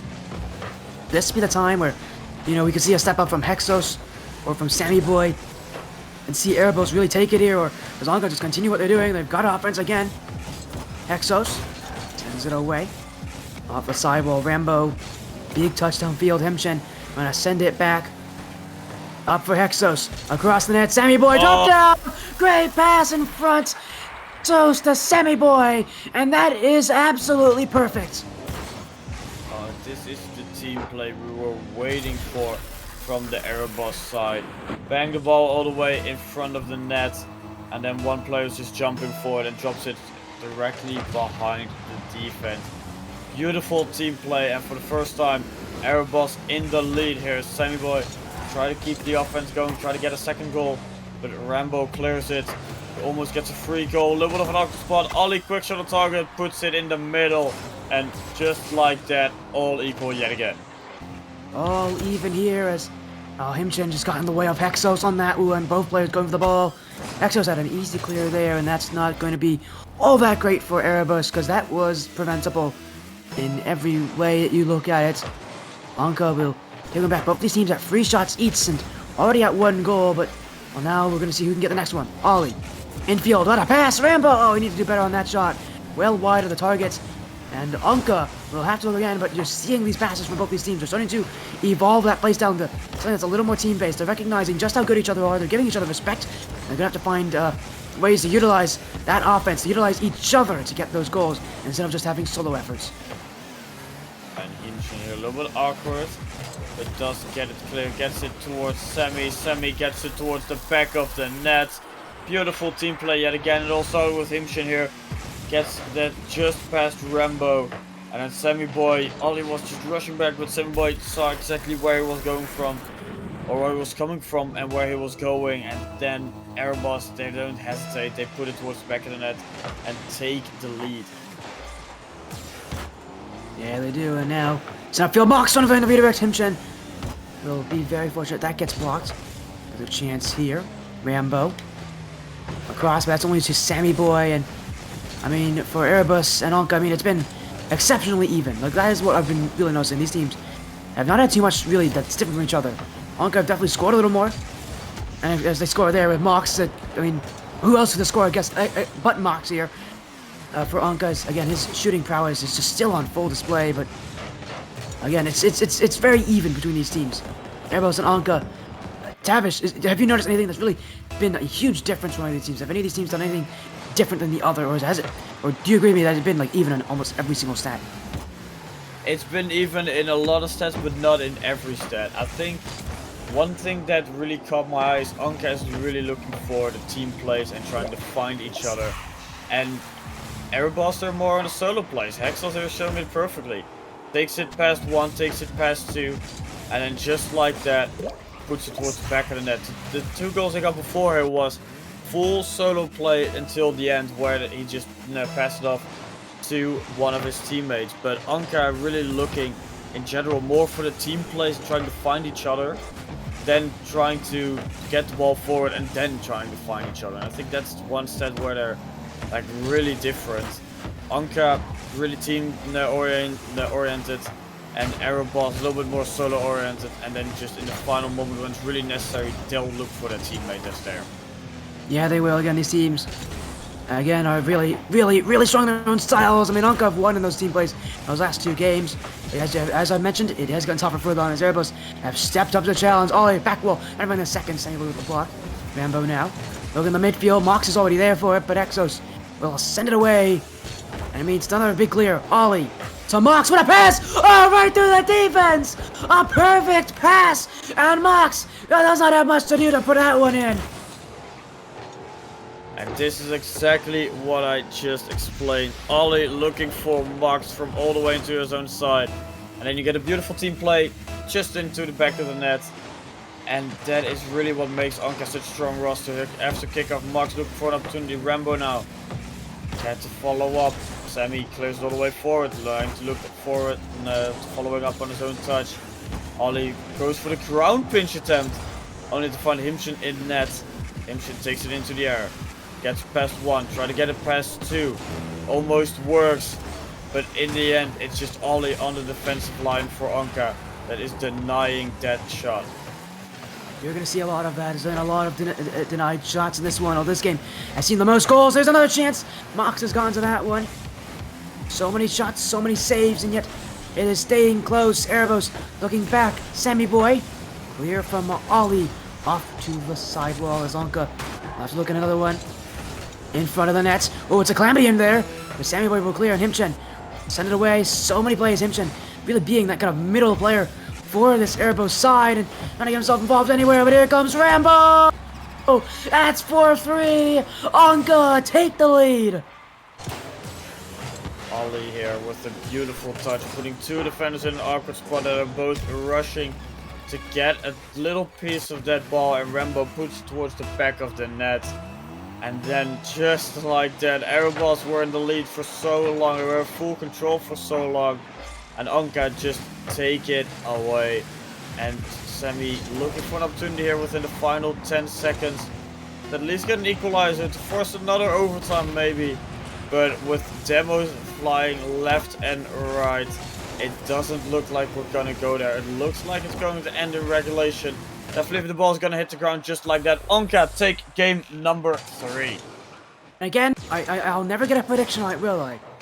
I'll never get a prediction right, Tom. So close, It is just like destined for me. I've been on this stream so often, and yet I've been right 0 times. But hey, your prediction's still up for grabs, Tavish. You said 3-1. Well, now I think, well, now your prediction is that Airbus will take it. Honestly, you might actually be right on that. Airbus have every single game gotten closer and closer to taking down this Anka side. Yeah, and now it's all coming down to, can Airbus truly bounce back? Because I think now they're gonna take this full minute to really talk it through. Like, hey, we've had so many times to get the shots, get the pressure. We were in the lead for quite a while as well. We were in control for quite a while, and then just some silly mistakes here and there gave Anka so many opportunities that they didn't really need. But a free goal, if it's handed to you on a golden platter, you're not saying no. You're just gonna be like, yeah, thanks, we'll take that one. And if you look at the stats as well, Anka having 8 shots in total, Aeroboss on the other hand having 9, only 1 more. But that's because in defense, Anka was just a little bit more solid, and in midfield as well, causing Aeroboss for final game here between the two. Can Aeroboss bounce back and take at least 1 win, or will it be a sweep? Well, Mox is trying to suggest one of those 2 options. Here, Yeah. already a goal. 2 seconds. I don't think I've seen a goal that fast in a very long time in a series like this. Mox will put in right off the kickoff. Perfect execution there from Anka. And we go right back. Anka again trying to suggest that this will be a 4-0 sweep. All we need is 1 more game to do it. As Ollie. Another great kickoff here from Anka, but it will be stopped by Hexos. Another touch. Mox only able to get a piece of it here as Himchen in the midfield. Mox again to clear, and every single game I've noticed Mox has gotten more involved here on the side of Anka. He's gotten more and more useful for this team. Rambo kind of started off this series as being that player to watch. Now it's Mox I'm really focusing on when it comes to how Anka is going to play. They play around him. They play around what Mox will do. And as long as Mox continues what he's doing, this team will continue to find success, find their shots, and find the goals that they need. And Ollie now in midfield, try to follow up on his own touch. Himshin there, Hexos there. Hexos wins the 50. Himshin trying to take control. Hexos being annoying, making sure the defense had to jump. Himshin rolls it underneath. And just like that, 4:10 left on the clock. Rambo is so close to making that final touch that was needed, but then yet just a little bit being annoyed by what Hexos was doing to him. And now a tie game yet again. Yeah, you mentioned it is tied again, and yeah, it's a perfectly executed 2v1. That is exactly what you want to do. You want that first player to go up and force the other player to commit to a position that they cannot recover from, as, well, that's exactly what they'll do. And now, back the other way, Himchen to the sidewall. Thought maybe he could just shoot there, but he has run out of boost. So we'll look for a pass to Hexos. Ollie will take it away, and so far, Erebus here on, again, the might of 80's side, able to come back. That's a really good pass, Ollie! Oh, it's a missed! That was open for one of the best guys that's shooting on net. Mox has just missed one of the easiest goals of all time. Easy. Debatable, but sure. At least it was a goal that could have gone in. And maybe Mox kind of kicked himself in the head there, but not a great opportunity for him. That will not find the back of the net. Erebus looking for an opportunity here to break out. Take a little bit of control. Himshin flick. Mox follows up. No one up yet. Hexos drops it down, but Ollie patiently waiting on the sidewall for the ball to come to him. Himshin try to get it past one. Rambo just waiting again. That's something we've seen Anka do much more here in this series. They're sometimes just patiently waiting for the ball to come to them, while Erebus will just throw the man forward. Rambo here looking for an infield pass, doesn't find contact.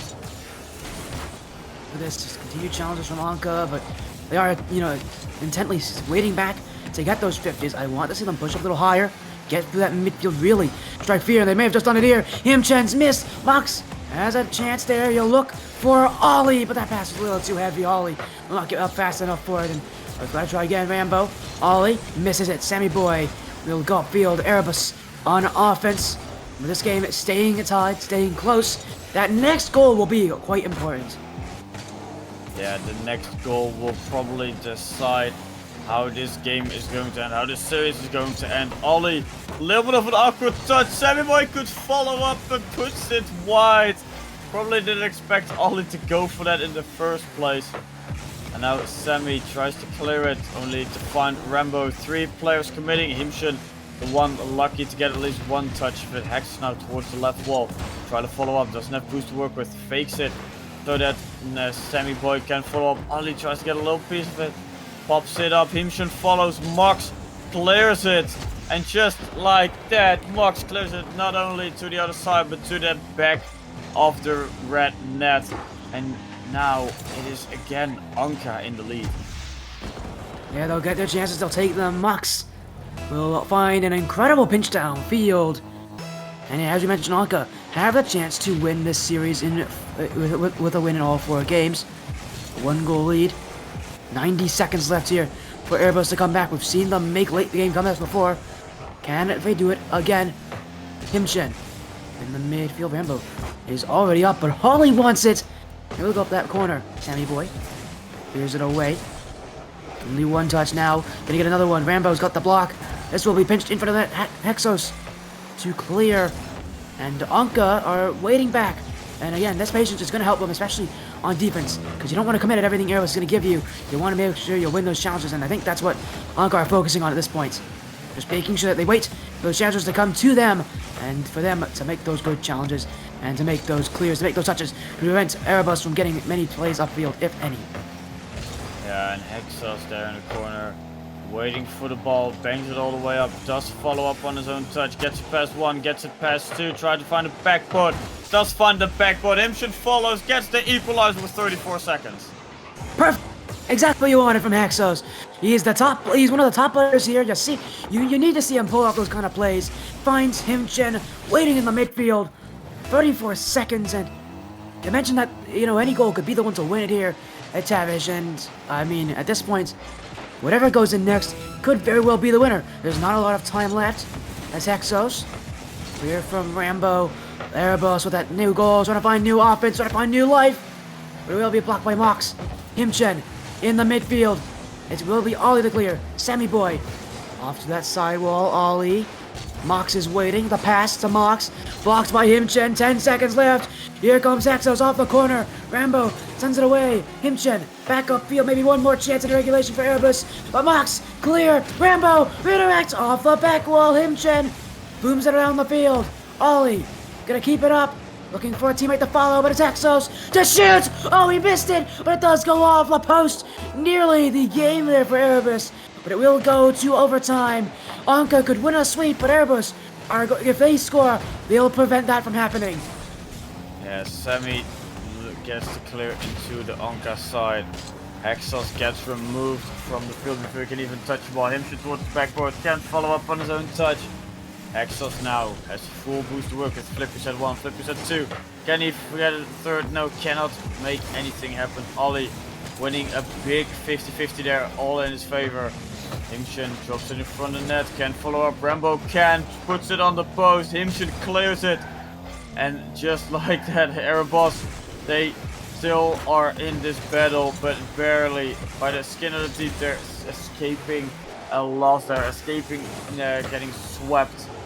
Erebos looking for an opportunity. Mox a little bit awkward. Himchen follows up, gets saved by Mox. Ball will not go in. 1 minute come and gone. And overtime is still on. That is his second save of the game there from Mox. Two incredible players. Now Rambo in front. Hexos missed it all, but Ollie missed it too. And now it's back the other way. Yeah, you mentioned it's tense. Both these teams, I'm sure, feel that pressure. Sure, Anka have already won. There really is no pressure on them, but they want that sweep. They want to take down this team. Oh, that was in from Ollie, but it just goes off the bar. Rambo, flip reset, uses it. Oh, he's hit it high. Rambo almost had it. It's Hexos the other way, looking for the dribble. Mox got the block. Back and forth solo efforts. No one can win. Here comes Rambo, saved by Sammy Boy. And man, this overtime has absolutely everything you want. Back and forth, incredible saves, incredible shots. But nobody can take this right now.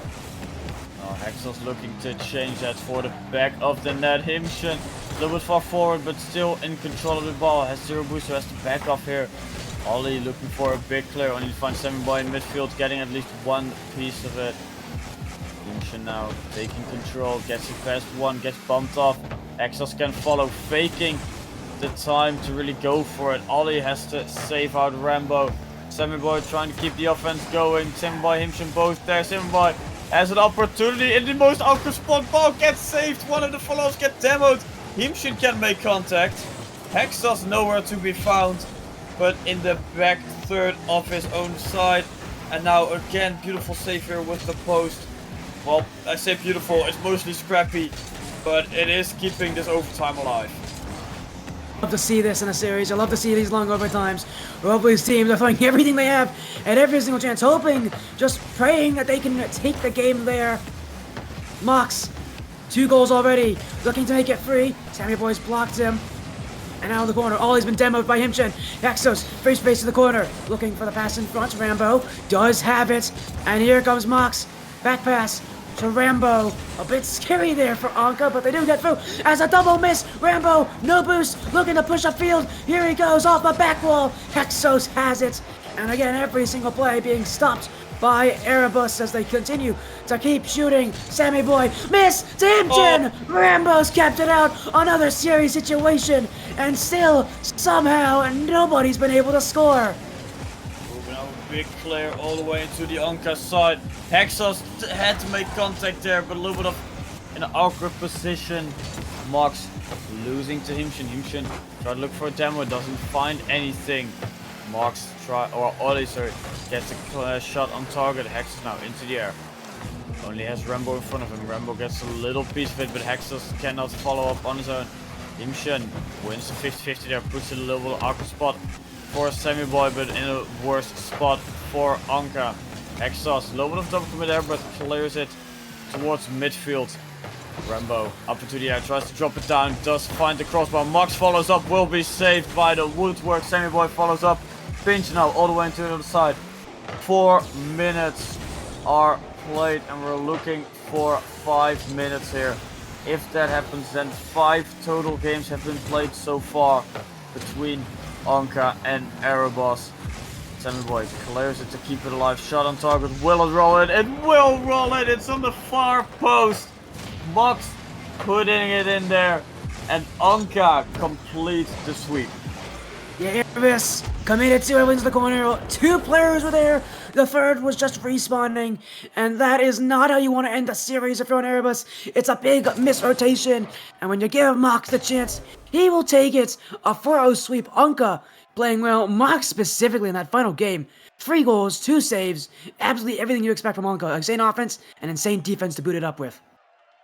Yeah, and this entire series was just a banger. We expected it from the start that this was going to be a close one between the two, well, we both didn't expect a sweep to happen, but this could have ended in a 2-2. This could have ended in a 1-3 for Anka. It ended in a sweep.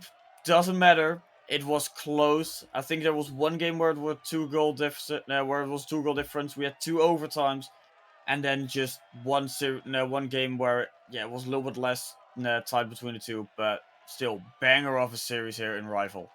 Yeah, the sweep does not describe just how close this series was. It was back and forth. Both these teams, had a chance to win. Anka just so happened to win all 4 times.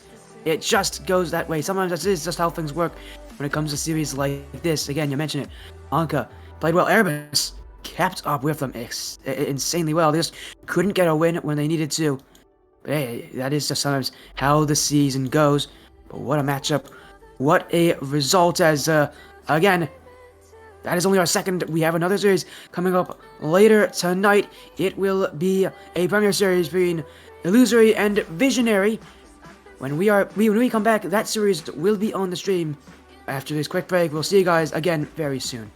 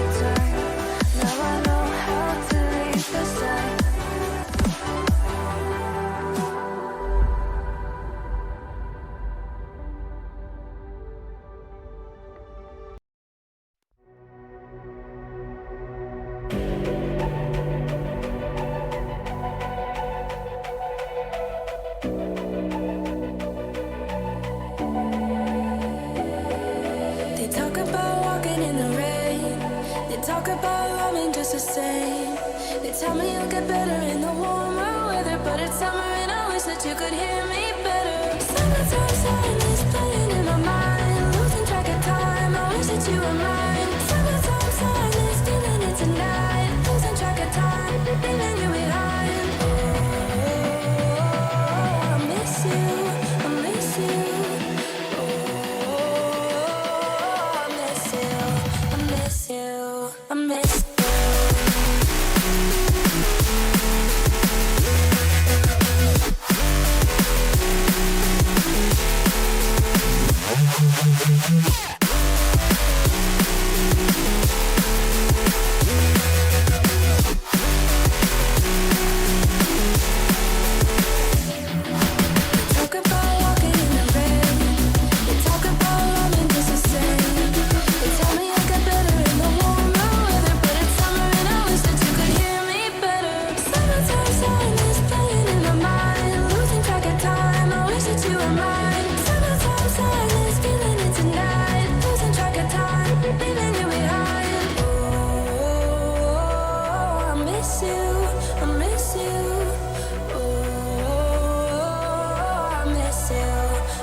miss you.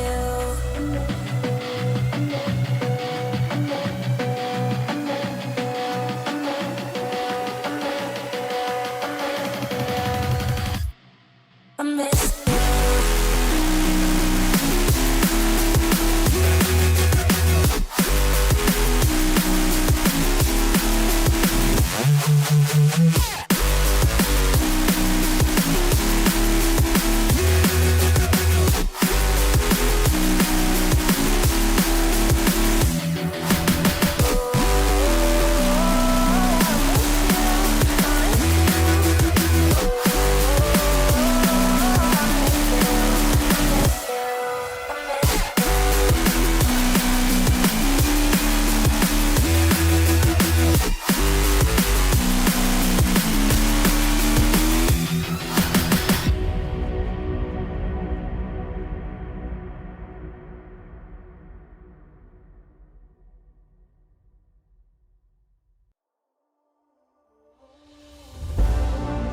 Taking back the city, I'm taking back what's mine. We surrounded every building and we'll set it all on fire. Rising from the ashes, I was a king without a crown. Now I make these walls come tumbling down. I'll make them kneel, I'll make them bow, I'll make them kiss this holy ground.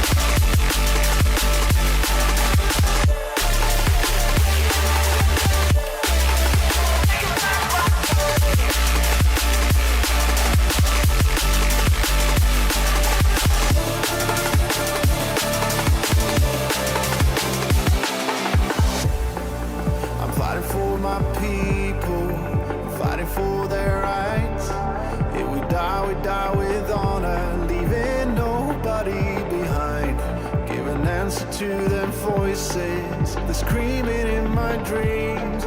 I'll annihilate this enemy. I'll make them kneel, I'll make them bow, I'll make them kiss this holy ground.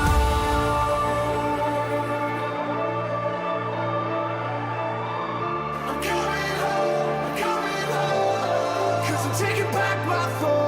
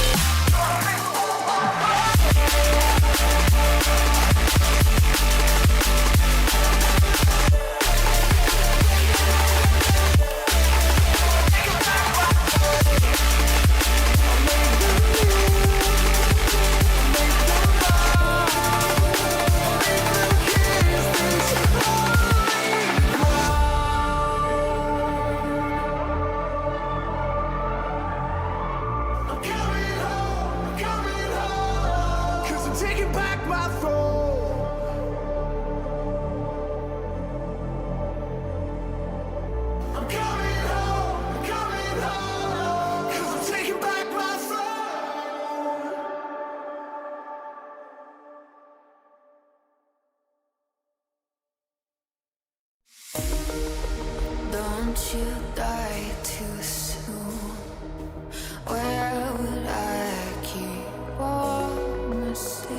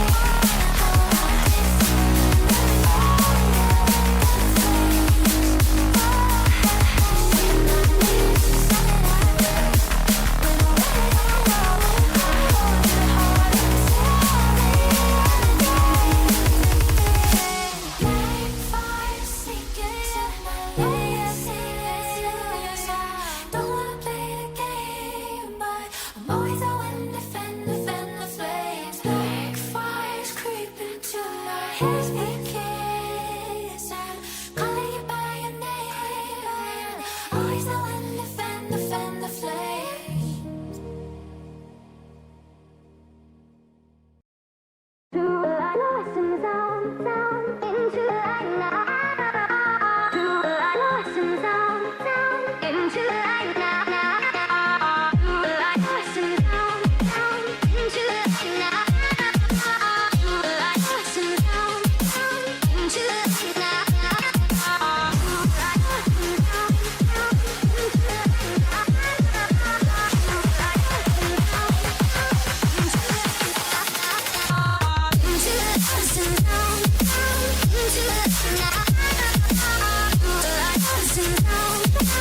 Into the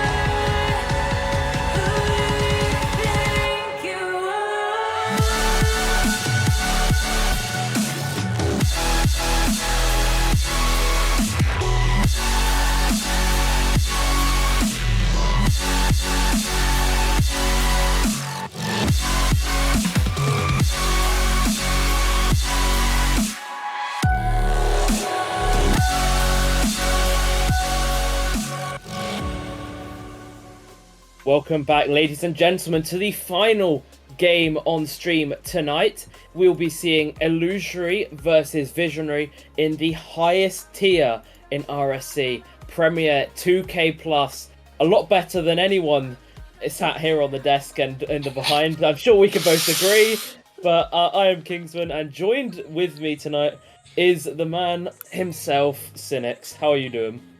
I was gonna say, we're all 2K in our hearts, you know.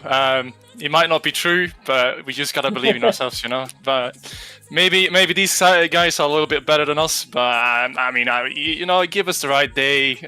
Just give us a little extra time. We can beat them, you know. I believe in us. Yeah, I'm sure if they go on no boost and they can't jump, I'm sure we'd eventually get there. But yeah, no, we're set for a good game on our hands tonight as we look at stats of teams now, or at least I've got it up for myself here, and I can tell you that at the moment it will be Illusory in 9th. Obviously the new Prem formats, these 20 teams, each franchise having a Prem team, with Illusory being 9th, 1-3, only playing one series, and Visionary unbeaten on that 6-2 run. And I mean, considering they play one game a week, a 5-win difference is pretty big. Yeah, I gotta say, Visionaries come out really strong in this these first few games. They're looking really strong. Also, the players in Illusory, Visionary right now. I've just looked at them before this game, and I can say that these guys have played in Premier for a long time. I know what they're capable of, and I think they can go far if they keep this up going further as well. Yeah, obviously the Visionary team being Marmon, Ols, and Naish. I know Ols was at the ERSC LAN, did pretty well, and I believe... Oh my god, this put my memory to the test. I believe he won it in the end, was it? He won the event with Solar.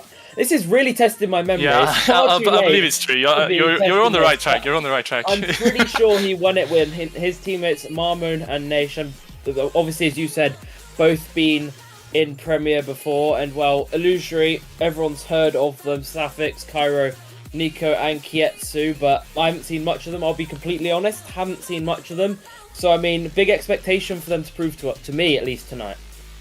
Yeah, they have opportunity to show what they're really made of here.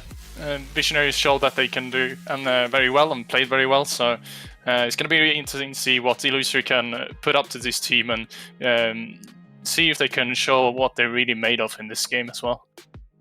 Yeah, they will, and just to get out of the way beforehand, me and Cynics predicted complete opposites for this series. I had it as a 4-0 to Visionary, and if I'm correct, you had it as a 4-0 to Illusory. Might say a bit of bias because he was signed there, but I'm sure he has his good reasons.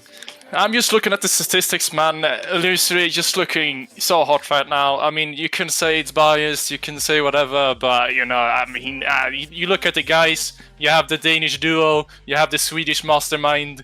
It's a win all the way, man. It's a win all the way.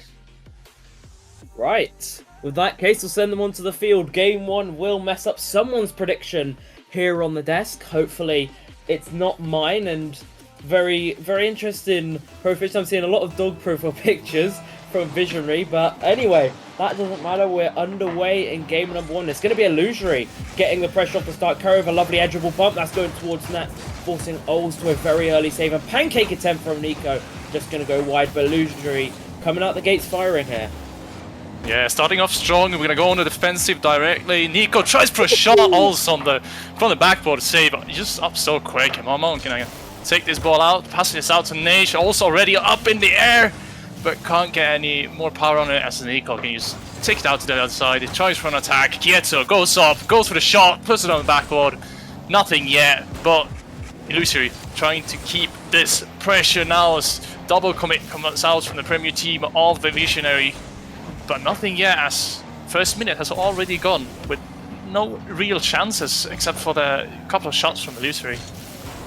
Visionary might be top of the table, but it looks to be Illusory who are on top at the moment as Nico pushes the ball forward. Obviously 4 shots for them, and he's putting some pressure on the bump. Leaves Naish a bit awkward there, but Marmon, it's a nice 50 for him, and it gives Ols control now. Lovely fake onto Kietsu, and Ols still having the control. The 50 with Nico but it's going to be... Oh, a lovely 50 there for Nico, which Naish just had to tap past the post. Ceiling tap away for him. Ball middle, it's a 3v1 here. Surely Illusory can't mess it up. It's a brilliant save from Marmon off the post, and wow, has that kept them in it? It shows why they're up there, and that's just against the post from Kietsu.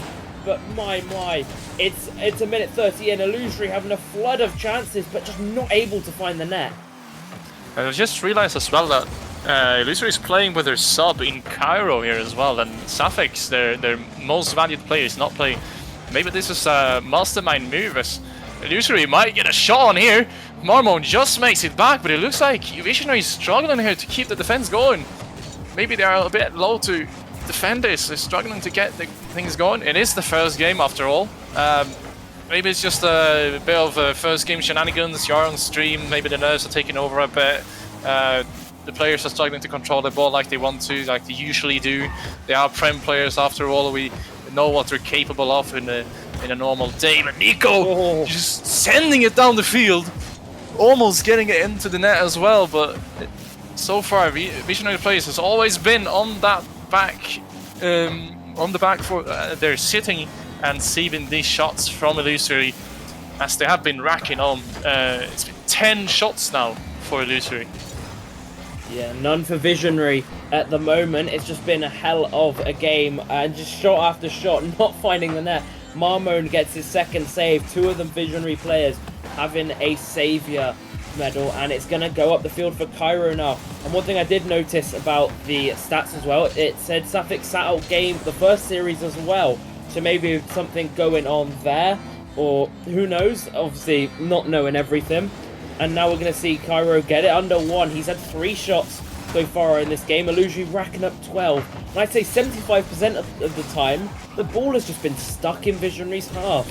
And I guarantee you, with all this possession, God, that's a shot that just doesn't find its way. And Naish looking for the double tap. He's going to get it. I was about to say 1 shot, 1 goal. Could it be a possibility? Not for now, as it's saved off the goal line. But Visionary showing some hope with the mechanical prowess from Naish. Yeah, and I hope the Illusory boys don't look too much into the stats database, as these guys are not going to have the best shooting percentage after this game, that's for sure. Hopefully they can put one in though, as my predictions are stating that these guys should be scoring the goals. But none so far, as we are in the last minute of this game 1. Marmon now trying to go for Nico, just barely getting it off the crossbar and out. Just taking a couple touches to get that ball out. Maybe was just struggling to get a good speed onto that ball now.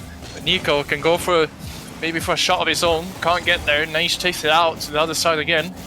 Built back and forth as both teams wrestle for possession. Long ball out to Naish. He can control it, but he just sends it down again.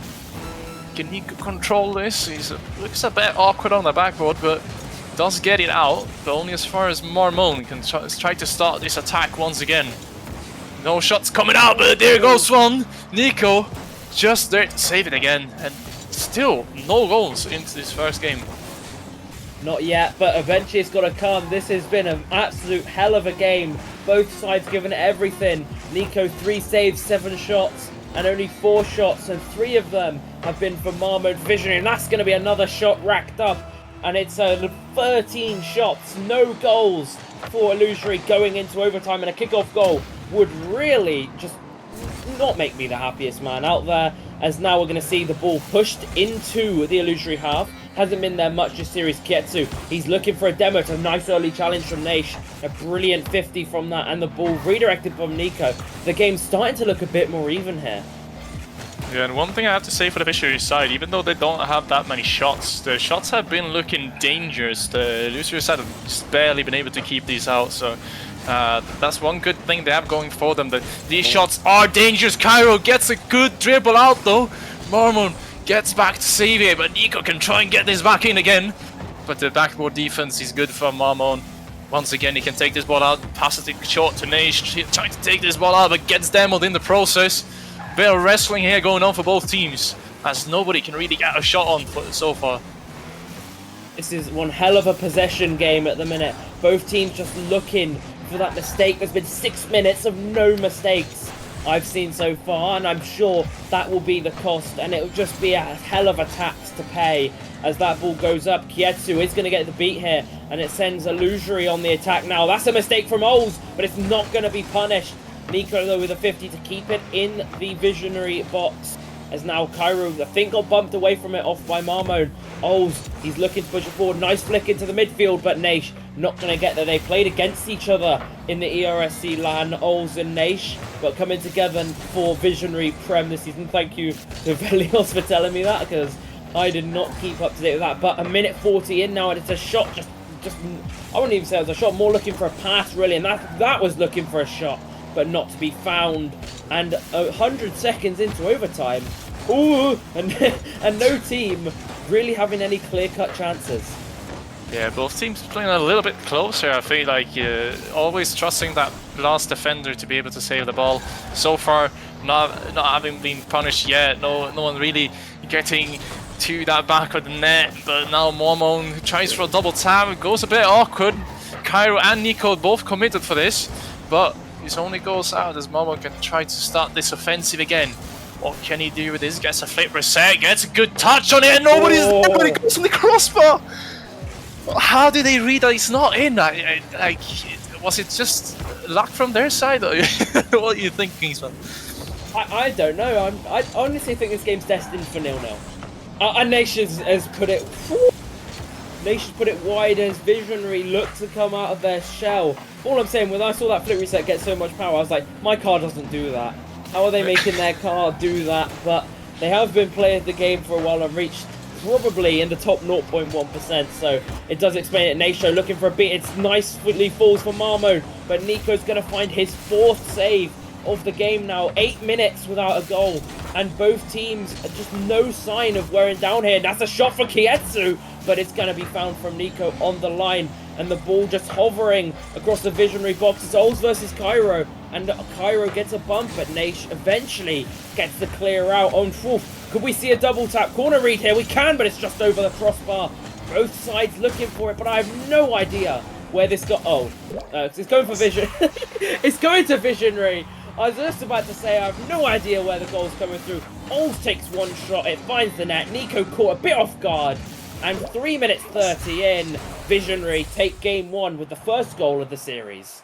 Yeah, the Illusory boys seem to just get stuck a bit in the same place there, as all 3 players was just in that corner and not being able to answer that shot from Olsen. 3.5 minutes of overtime and a full game with 0 goals, and we finish with that one single shot on net from Ols. 1 shot in the game, and that is goals. Maybe that's all you need sometimes. 100% shooting accuracy you'll have so far for the series. So there you go, better than anyone else on the field, and anyone else has 0. So I mean, if you want to look at it from that perspective, Ols put it in a shift so far, but I was just waiting for one of Marmon's mechanical goals to go in, because he was having some chances, some corner reads, some double taps. I was like, eventually one of these has got to go in. I want to see that profile picture on the big screen, but no, it's going to be Ols, and I said it's a bit of a mistake from Illusory on rotations, caught a bit off guard like you mentioned, but can't fault them for it. It's 8 minutes of just pure Rocket League is a draining, especially at whatever time it is. If you're European, it would be 10 and 9. It's not exactly the earliest time to be playing a game of Rocket League. Yeah, and I gotta agree with Hunter Sam saying his stat padding from the Visionary side, as they're taking so many saves and gotten so much points. All of them sitting above 500 points from that game. Maybe we'll see them score in this game. Illusory still not 1 single goal on the scoreboard yet. Maybe they can get the first one on the score sheet, as they will be trying for this second game. So many shots, but no goals yet. Well, we had 8 minutes 30 without a goal in game number 1, and I'm sure if you're Hunter Sam or Rahu watching that game, you won't want to take it that long. You want your side to be scoring, and that's a lovely pinch downfield from Marmon. As Ols, it's a lovely pre-flip as well. The mechanics coming out here from Visionary, but that ball cleared away, but not really to anyone from Illusory. That's a lovely ball middle to Nico, but Nico not able to capitalise. Nice fake though into the corner, but the bump failed from Kietsu, and suddenly we're I'm seeing deja vu. I'm seeing illusory all over the Visionary box, but just again, no sign of a goal. And I gotta say, Visionary, even though they're on the back foot, they look kind of steadfast here on the defense. They're always there to save it. They're always ready for the shots that's coming in. Sometimes they look a bit shaky, but they always manage to get it out. So the defense here from Visionary is really good so far. It is, and Oles just showing that calm control when he had just straight 50. I'm trying to get my words out. Oh my god! And that is a chance for Illusory, but oh my, again, just that defense is just showing too strong. And it's a oh my god! What an angle from Kietsu, but it's gonna be Naish to keep it out. I have no words on how he's managed to keep that out. From the angle I saw, it looked 100% in, but Naish with the save of a lifetime is going to keep it out, and it's still going to be 0-0 here, and Marmon goes down the other end, but it's not going to be saved, and how are we still at 0-0? Yeah, we need to get a VAR ref in here, man. Where's the technology? Get them in here, VAR man. is so dodgy. No, thank you. Maybe a little rule in favor of my illusory side here. I was hoping we could get that first goal in. As if Rocket League doesn't agree with me, maybe VAR room would. My illusory boys not scoring yet. Visionary almost with a good opportunity there to score, but nobody able to take the shot as we go back to the other side of the field. All three players from Visionary sitting in their net, but they can get it out through now. Naish, as he does get a ball out, but only as far as Cairo, trying for a pass, but also almost getting a good clear out, almost all the way into the net. Okay, so it was saved though, as now we see the ball go forward. Oles though looking for a chance, when we've hit, I think, just over 11 minutes without a goal in this series for Illusory. And I'm not saying it's because they aren't playing good, but it's just been what a brilliant series from both teams, playing their hearts out, just giving it everything in attack and defense. You could say it's been attack versus defense, but defense so far are 1-0 up in the series, and Kietsu gets a flick, and that is well read from Oles. I didn't know if he had that or not, but Nico trying to control it defensively, beats out Naish. It's a 2v2 going forward now. It's a 50. Only finding Kietsu. Is anyone on the backboard? No, they're not. Kietsu double tap. Nico with the fake. Cairo with the shot. And it's going to go past Oles. And Naish again with his heroics on the goal line as he looks to go forward now. But it's cleared away by Kietsu. And Cynics, do you think we're on for a 0-0 overtime again here? It might be looking like it. I gotta say, I've just noticed that. I think Illusion, like they get all these opportunities, and also now can take it to the other side, gets almost a good shot, and he's almost to finish it off. But as I was trying to say, the Illusory sides, they do get a lot of opportunities, but I just feel like they're not taking the best opportunities that they can take. Cause someone almost always takes too many touches. It's so close for Visionary a couple of times in a row here. Almost scoring off. Kietsu trying for a pass in middle. Also is there to read it though, as Cairo goes in for a battle against the three Visionary players. And now Visionary can take it close. Naish with a pop, only to Cairo though, as he goes for a double. Gets a flip resets and goes for a demo. Can take a touch here as well with the passing towards middle, but they're just so good at reading these passes and plays from the Illusory side. And I don't know how they will score in this game, to be honest. That might be it, but it's off the post. I honestly, I wish you guys see my caster cam for this. I have had my hands on my head for the past 2 minutes. The chances that are somehow not finding the back of the net, I'm just stunned. And that goes to the 50. It goes wide again. 0-0. 7 seconds left. We might see a kickoff go unless Oles can do something. No boost in the tank. Naish pops it up. Are we looking at a 0-second goal? Naish off the corner. Oles is up, but so's Kietsu. Kietsu beats him out, and Marmon, I'm sure, will be happy to let that drop down. And it's another 0-0 overtime here. But it's looking a bit more balanced with the 8 shots of Illusory and 4 for Visionary. As now Oles off the ceiling, he gets the pass to Naish. It's a very quick goal out of overtime. Naish and Oles linking up together. Naish has been the hero, I'd say, on the goal line this game. He turns that into offense, and it's going to be Visionary 2-0 in the overtimes, 2-0 in the series. Yeah, would you guess it? One shot, 1 goal. Oh my Naish god. with the only shot of this game from his side, and he scores it as well. Ols 1 shot, 1 goal. Naish 1 shot, 1 goal. Sometimes that is just all you need, and I gotta say, even though they don't have many opportunities, these opportunities from the visionary side are looking so dangerous right now. Illusory, maybe I feel like there's something more they can do. They're taking the ball with them. They're going for flip resets and stuff, but it's maybe a little bit too slow or something. I don't know. What do you think they can do here to improve? It's been a while since I don't watch much high-level Rocket League, so this might be a bit biased, but it's been a while since I've seen such perfect plays between 6 players on the field. Illusory's attacks are well coordinated, but Visionary's rotations are just perfect, and they just have that every time. Even if it's on the goal line, Nations can save it, Ols can, and on the other end, Kietsu and Cairo, and even Nico.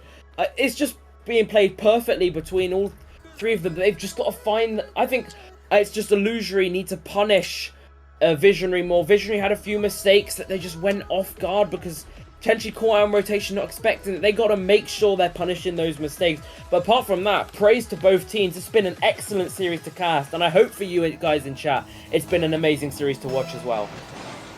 Yeah, as we go into this 3rd game now. Visionary up 2-0. Your prediction's still holding up here, Kingsman. Gotta say, my prediction's been very wrong so far. Hopefully, my Illusory side can turn this around. But what a redirect that is! Yeah, I can't agree with that. That's all I'm saying. That is an amazing... To get the power off that 101 kph. First goal, not in overtime. And it's going to go to Visionary. They've had 3 goals so far and 2 game wins, and that's a demo off kickoff. I think very crucial for that. And a bit of a miss from Marmon. It's going to be Cairo to put it in. The goal's flowing in now. And after 13.5 minutes, it's going to be Illusory's first goal in the series. And we're all tied up 1-1. Yeah, and it's a sub as well, putting that one in. And I was gonna say as well, also is just not allowed to shoot anymore in this game because he's got that 1 shot, 1 goal.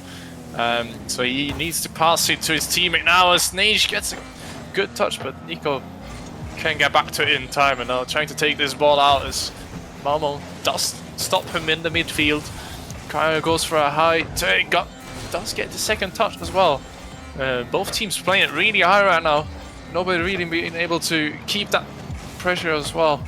Kietsu now with the pass mid, but Marmon already up. Gets it to Ols. Can keep going maybe, but Nico was there to save it out. He was, and I think having Illusory having that goal would have put a bit of confidence on them to play that bit quicker.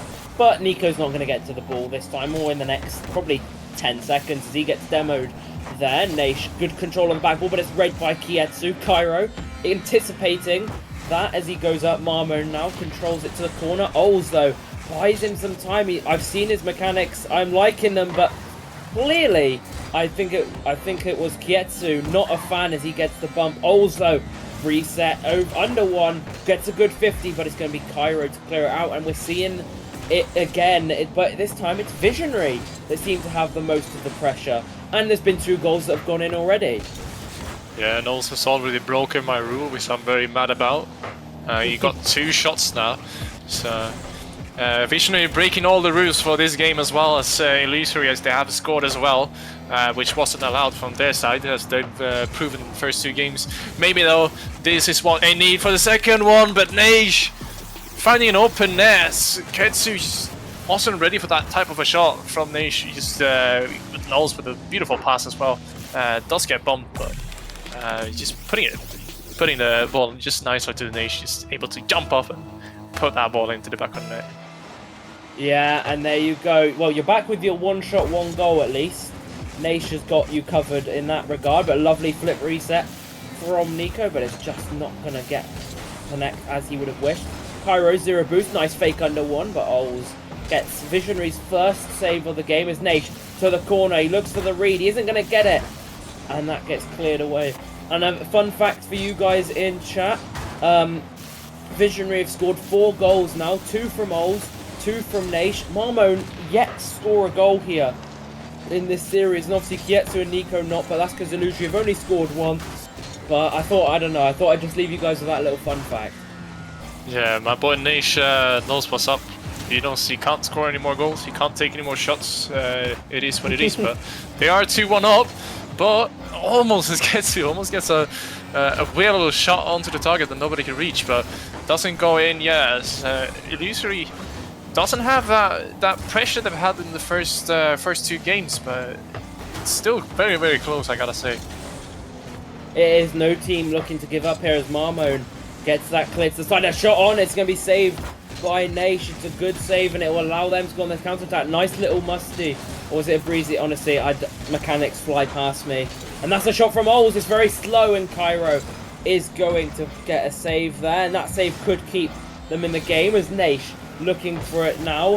He's still got that one. No, he's got 2 shots. He's ruined it for Cynics, but Ols looks for the ball middle. Marmon looking for his first goal here, but Nico having none of it. He finds his first save, and it's still 2-1 to Visionary here. Yeah, the Visionary boys breaking all the rules right now. Maybe the Illusory can break one as well, and hopefully they can get their win as well for my predictions. Cairo now to take it out. Does get challenged by Ols, but gets it over. Marmon is there to save it. 2 guys going there from the Illusory side, but they do get towards the net, but not that dangerous yet. Kieto can maybe control his ball, trying for a new attack. Ols just can't get to it in time. They're just there, Visionary, every time they try to create something in the offense. Illusory, there's always one from Visionary there to stop them. Yeah, and it's been like that all series long. As much as they can attack, they can't get it down, and though they do now. I'm clearly just a curse for any side this game, as Nico finds his first goal. It's a lovely double from Cairo to set him up on a plate, and it's going to be 2-2 now, game all tied. I was just about to say, are we going to have a game without an overtime? Apparently not. 2-2, 38 seconds left, quick goal needed for either side here. Yeah, and I've just seen from Safex that he actually isn't one of the players that are playing for this team. So Safex isn't the main player. These guys are the main team. So we are seeing the main team of Illusory playing in this game. Yeah, he's a manager for the team. So 2-2 in this game though. Cairo trying to break the curse. Trying to win that first game with only 10 seconds left. Maybe Visionary can go for this last attack as Nico and Ols do get a 50 in the middle. Back and forward we go in the midfield, but no team getting it forward. Ols tries for a pass. Naish goes up for it, but can't get a shot onto target. And he drops down for another overtime. As we see in the rules, it has to be an overtime. 3 for 3.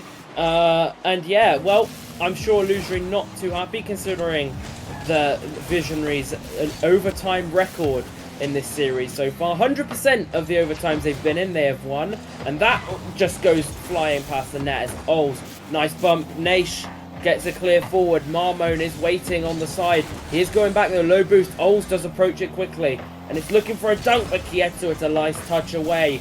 As now Marmon passes the ball across. Ols is there. Ols is shot. Pushed off the crossbar by Cairo. I don't know how he's kept that out. It's a hell of a save.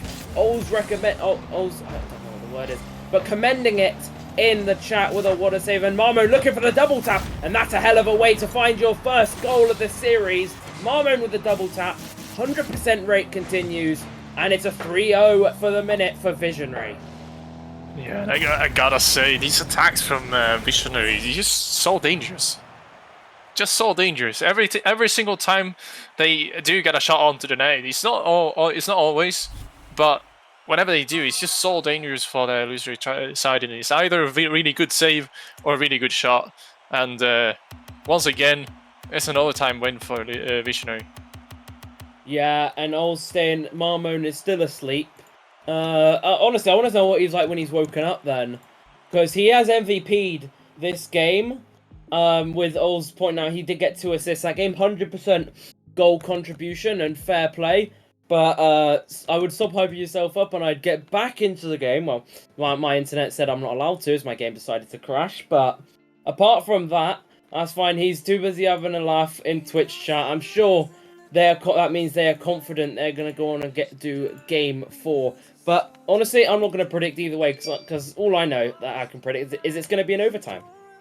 Yeah, no, I would say I wouldn't be that confident as Visionary, but because even though they've won all these 3 games, it's been super close in every game, and I do believe if they're sleeping a little bit, if they're not ready for the illusory side, they are certainly ready to score. With all these shots they've had on the target, they're certainly ready to get one more back into the back of the net with a Visionary defender just not awake for the shot to become. Yeah, that's what they're hoping for as all the players line up for game number 4, the the final game in the series, no matter what happens here. Obviously, best of 4 format as Kietsu ball forward, redirect early from Cairo, empty net, 5 seconds, Illusory are here to win it, and it's gonna be a brilliant goal from Cairo. And there you go, that you asked for it, it's gonna be Illusory off the gates, 1-0 in 5 seconds. Yeah, and Cairo with a really nice redirect there, and I gotta say, Visionary, you can't be sleeping on this one, because Illusory is ready, and they come in here, they're awake, they will put the ball into the back of the net if you're not there to save it. So they need to go back up, get out of your bed, sit up as Kietsu, ready again, 2-0 already, only 20 seconds played. The Illusory side is taking this game over. Yeah, more looks, I was just saying Marmoon was sleeping, more looks like he was sleeping in the defense there, as he just gets beaten out by the Illusory. They are just on a steamroll here, and that's the first 2-goal lead we've seen all series long, and Illusory be looking to hang on to it like their life depends on it, and ball to the backboard, and Nico clears it along. Marmoon, good pinch away as Cairo looks to push it forward, and it's a ball out and caught by Naish. Can he get the double? He can. He can get the dunk as well. Hell of a goal from Naish. He's certainly not sleeping here. And it's going to be 2-1. What a goal from Naish. Yeah, he gets the ball off the roof, gets a double touch, and it's just such a nice shot. It's just such a nice shot. And really, as you're saying, we're not sleeping. We just wanted to get a little bit ahead in the game. We're back now. We're going to get this game back. But Nico saying this was not a fluke. Our 2 goals, we deserved them. But here goes Marmon though, not to the other side. No, it's just a 2-2 game after all. Maybe I was lying after all. He's awake. Marmon has decided to wake up. Cairo says he's asleep. Is this what Premier players do? They just decide to sleep during the games? Because if so, I ain't even playing this well when I'm awake, let alone asleep. As now Cairo, he looks for the beat, but he's gonna get dunked out by Marmon. As well, by the way, Marmon is on 8 ping, so if anyone's gonna say about Marmon peaking, all I'm gonna say is ping diff. Yeah, it must be the difference here. But I gotta say, maybe it is the hidden strat to be asleep and playing. Maybe you will play like the Premier plays back then. Cairo going for the play, but Marmon, he is awake on that defense, ready for the shot. As Naish takes it to the other side, also with a shot, but Nico with an amazing save. And Marmon can't get it into the back of the net. Now, Illusory with an amazing defensive play as almost can get this ball out and onto the offense, and not yet the half of this 4th game played. And I gotta say, this has been a banger of a game to be honest. Oh, I'd one up you there. I'd say it's been a banger of a series, a banger of 4 games played by these teams here, and I can't fault any of them. And I'd say it'd be a bit harsh if Illusory were to walk away without a game, but Marmon, he's doubled his goals in this game now, and it's just, again, Illusory, no one back, and it's gonna be cleared away by Marmon into an empty net, and Visionary, a 3-goal swing for them, and it's going to be a lead for them that I'd say is very much deserved, but Illusory will not be happy about. Yeah, and I was going to say, also sitting way too much in the chat to be good, but I mean, when your teammates are doing that, I guess you can sit in the stream chat and talk, because your teammates are just scoring for you while you're typing.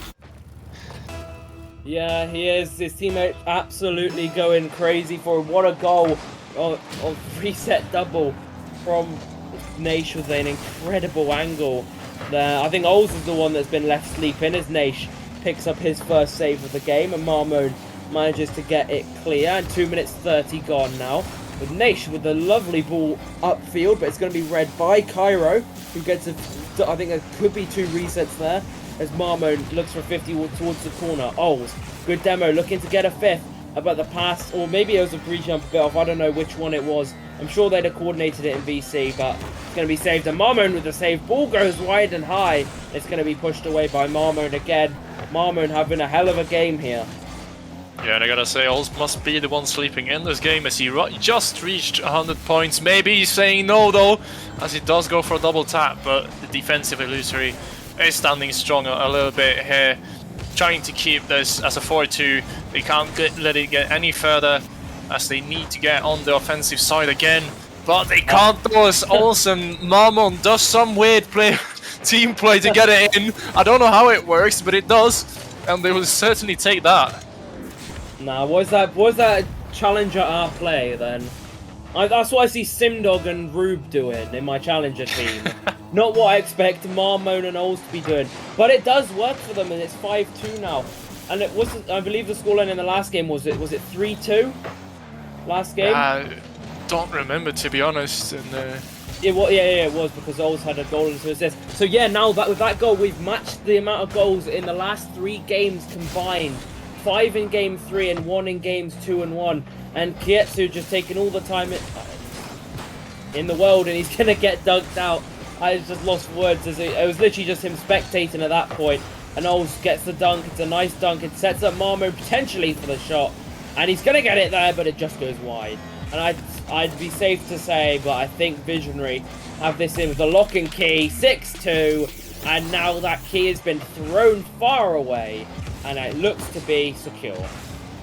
Yeah, I don't want to say it, but it does feel like a little bit like the illusory mental has gone down a bit, as they haven't been managed to make it work, and in this 4th game it's looking like they're struggling a little bit. And after it went 4-2, it does feel like they've slowed down. They're not playing like they used to in the first 3 games, and now it just might be a strat, just playing it out into the end and going for the next one instead.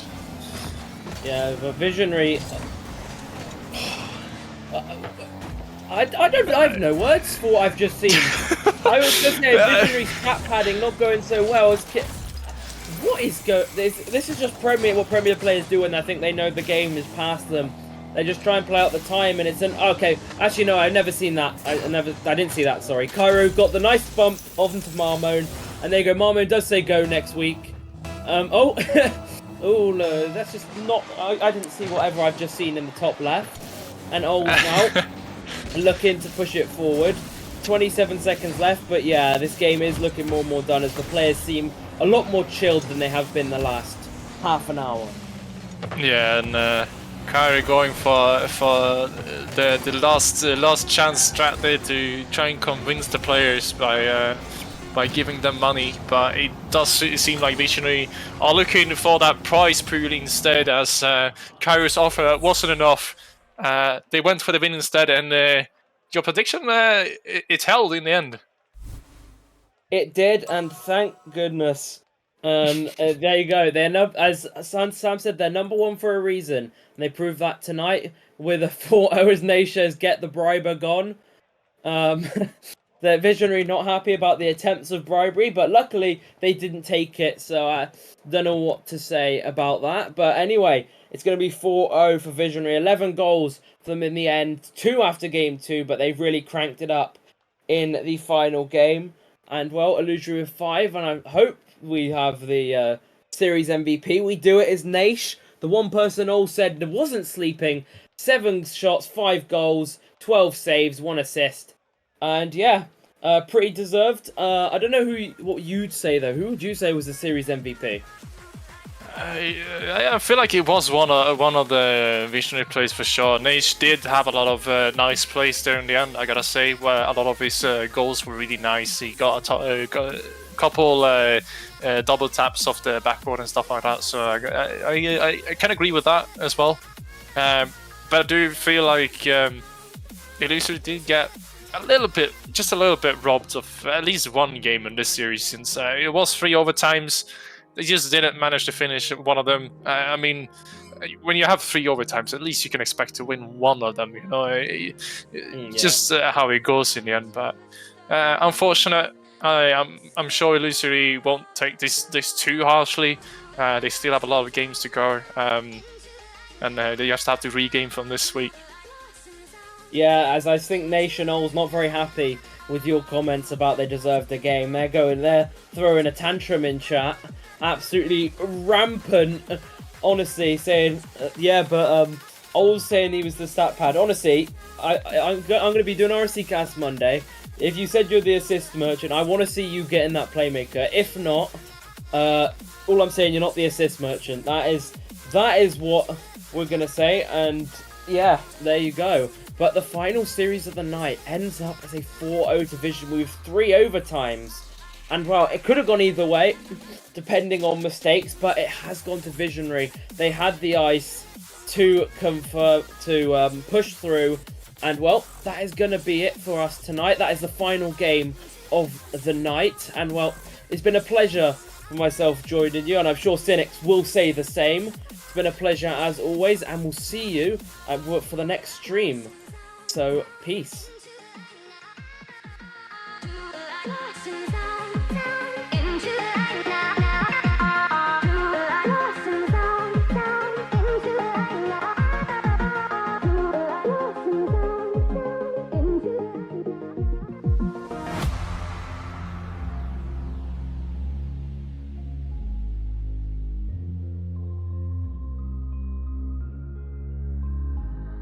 I'm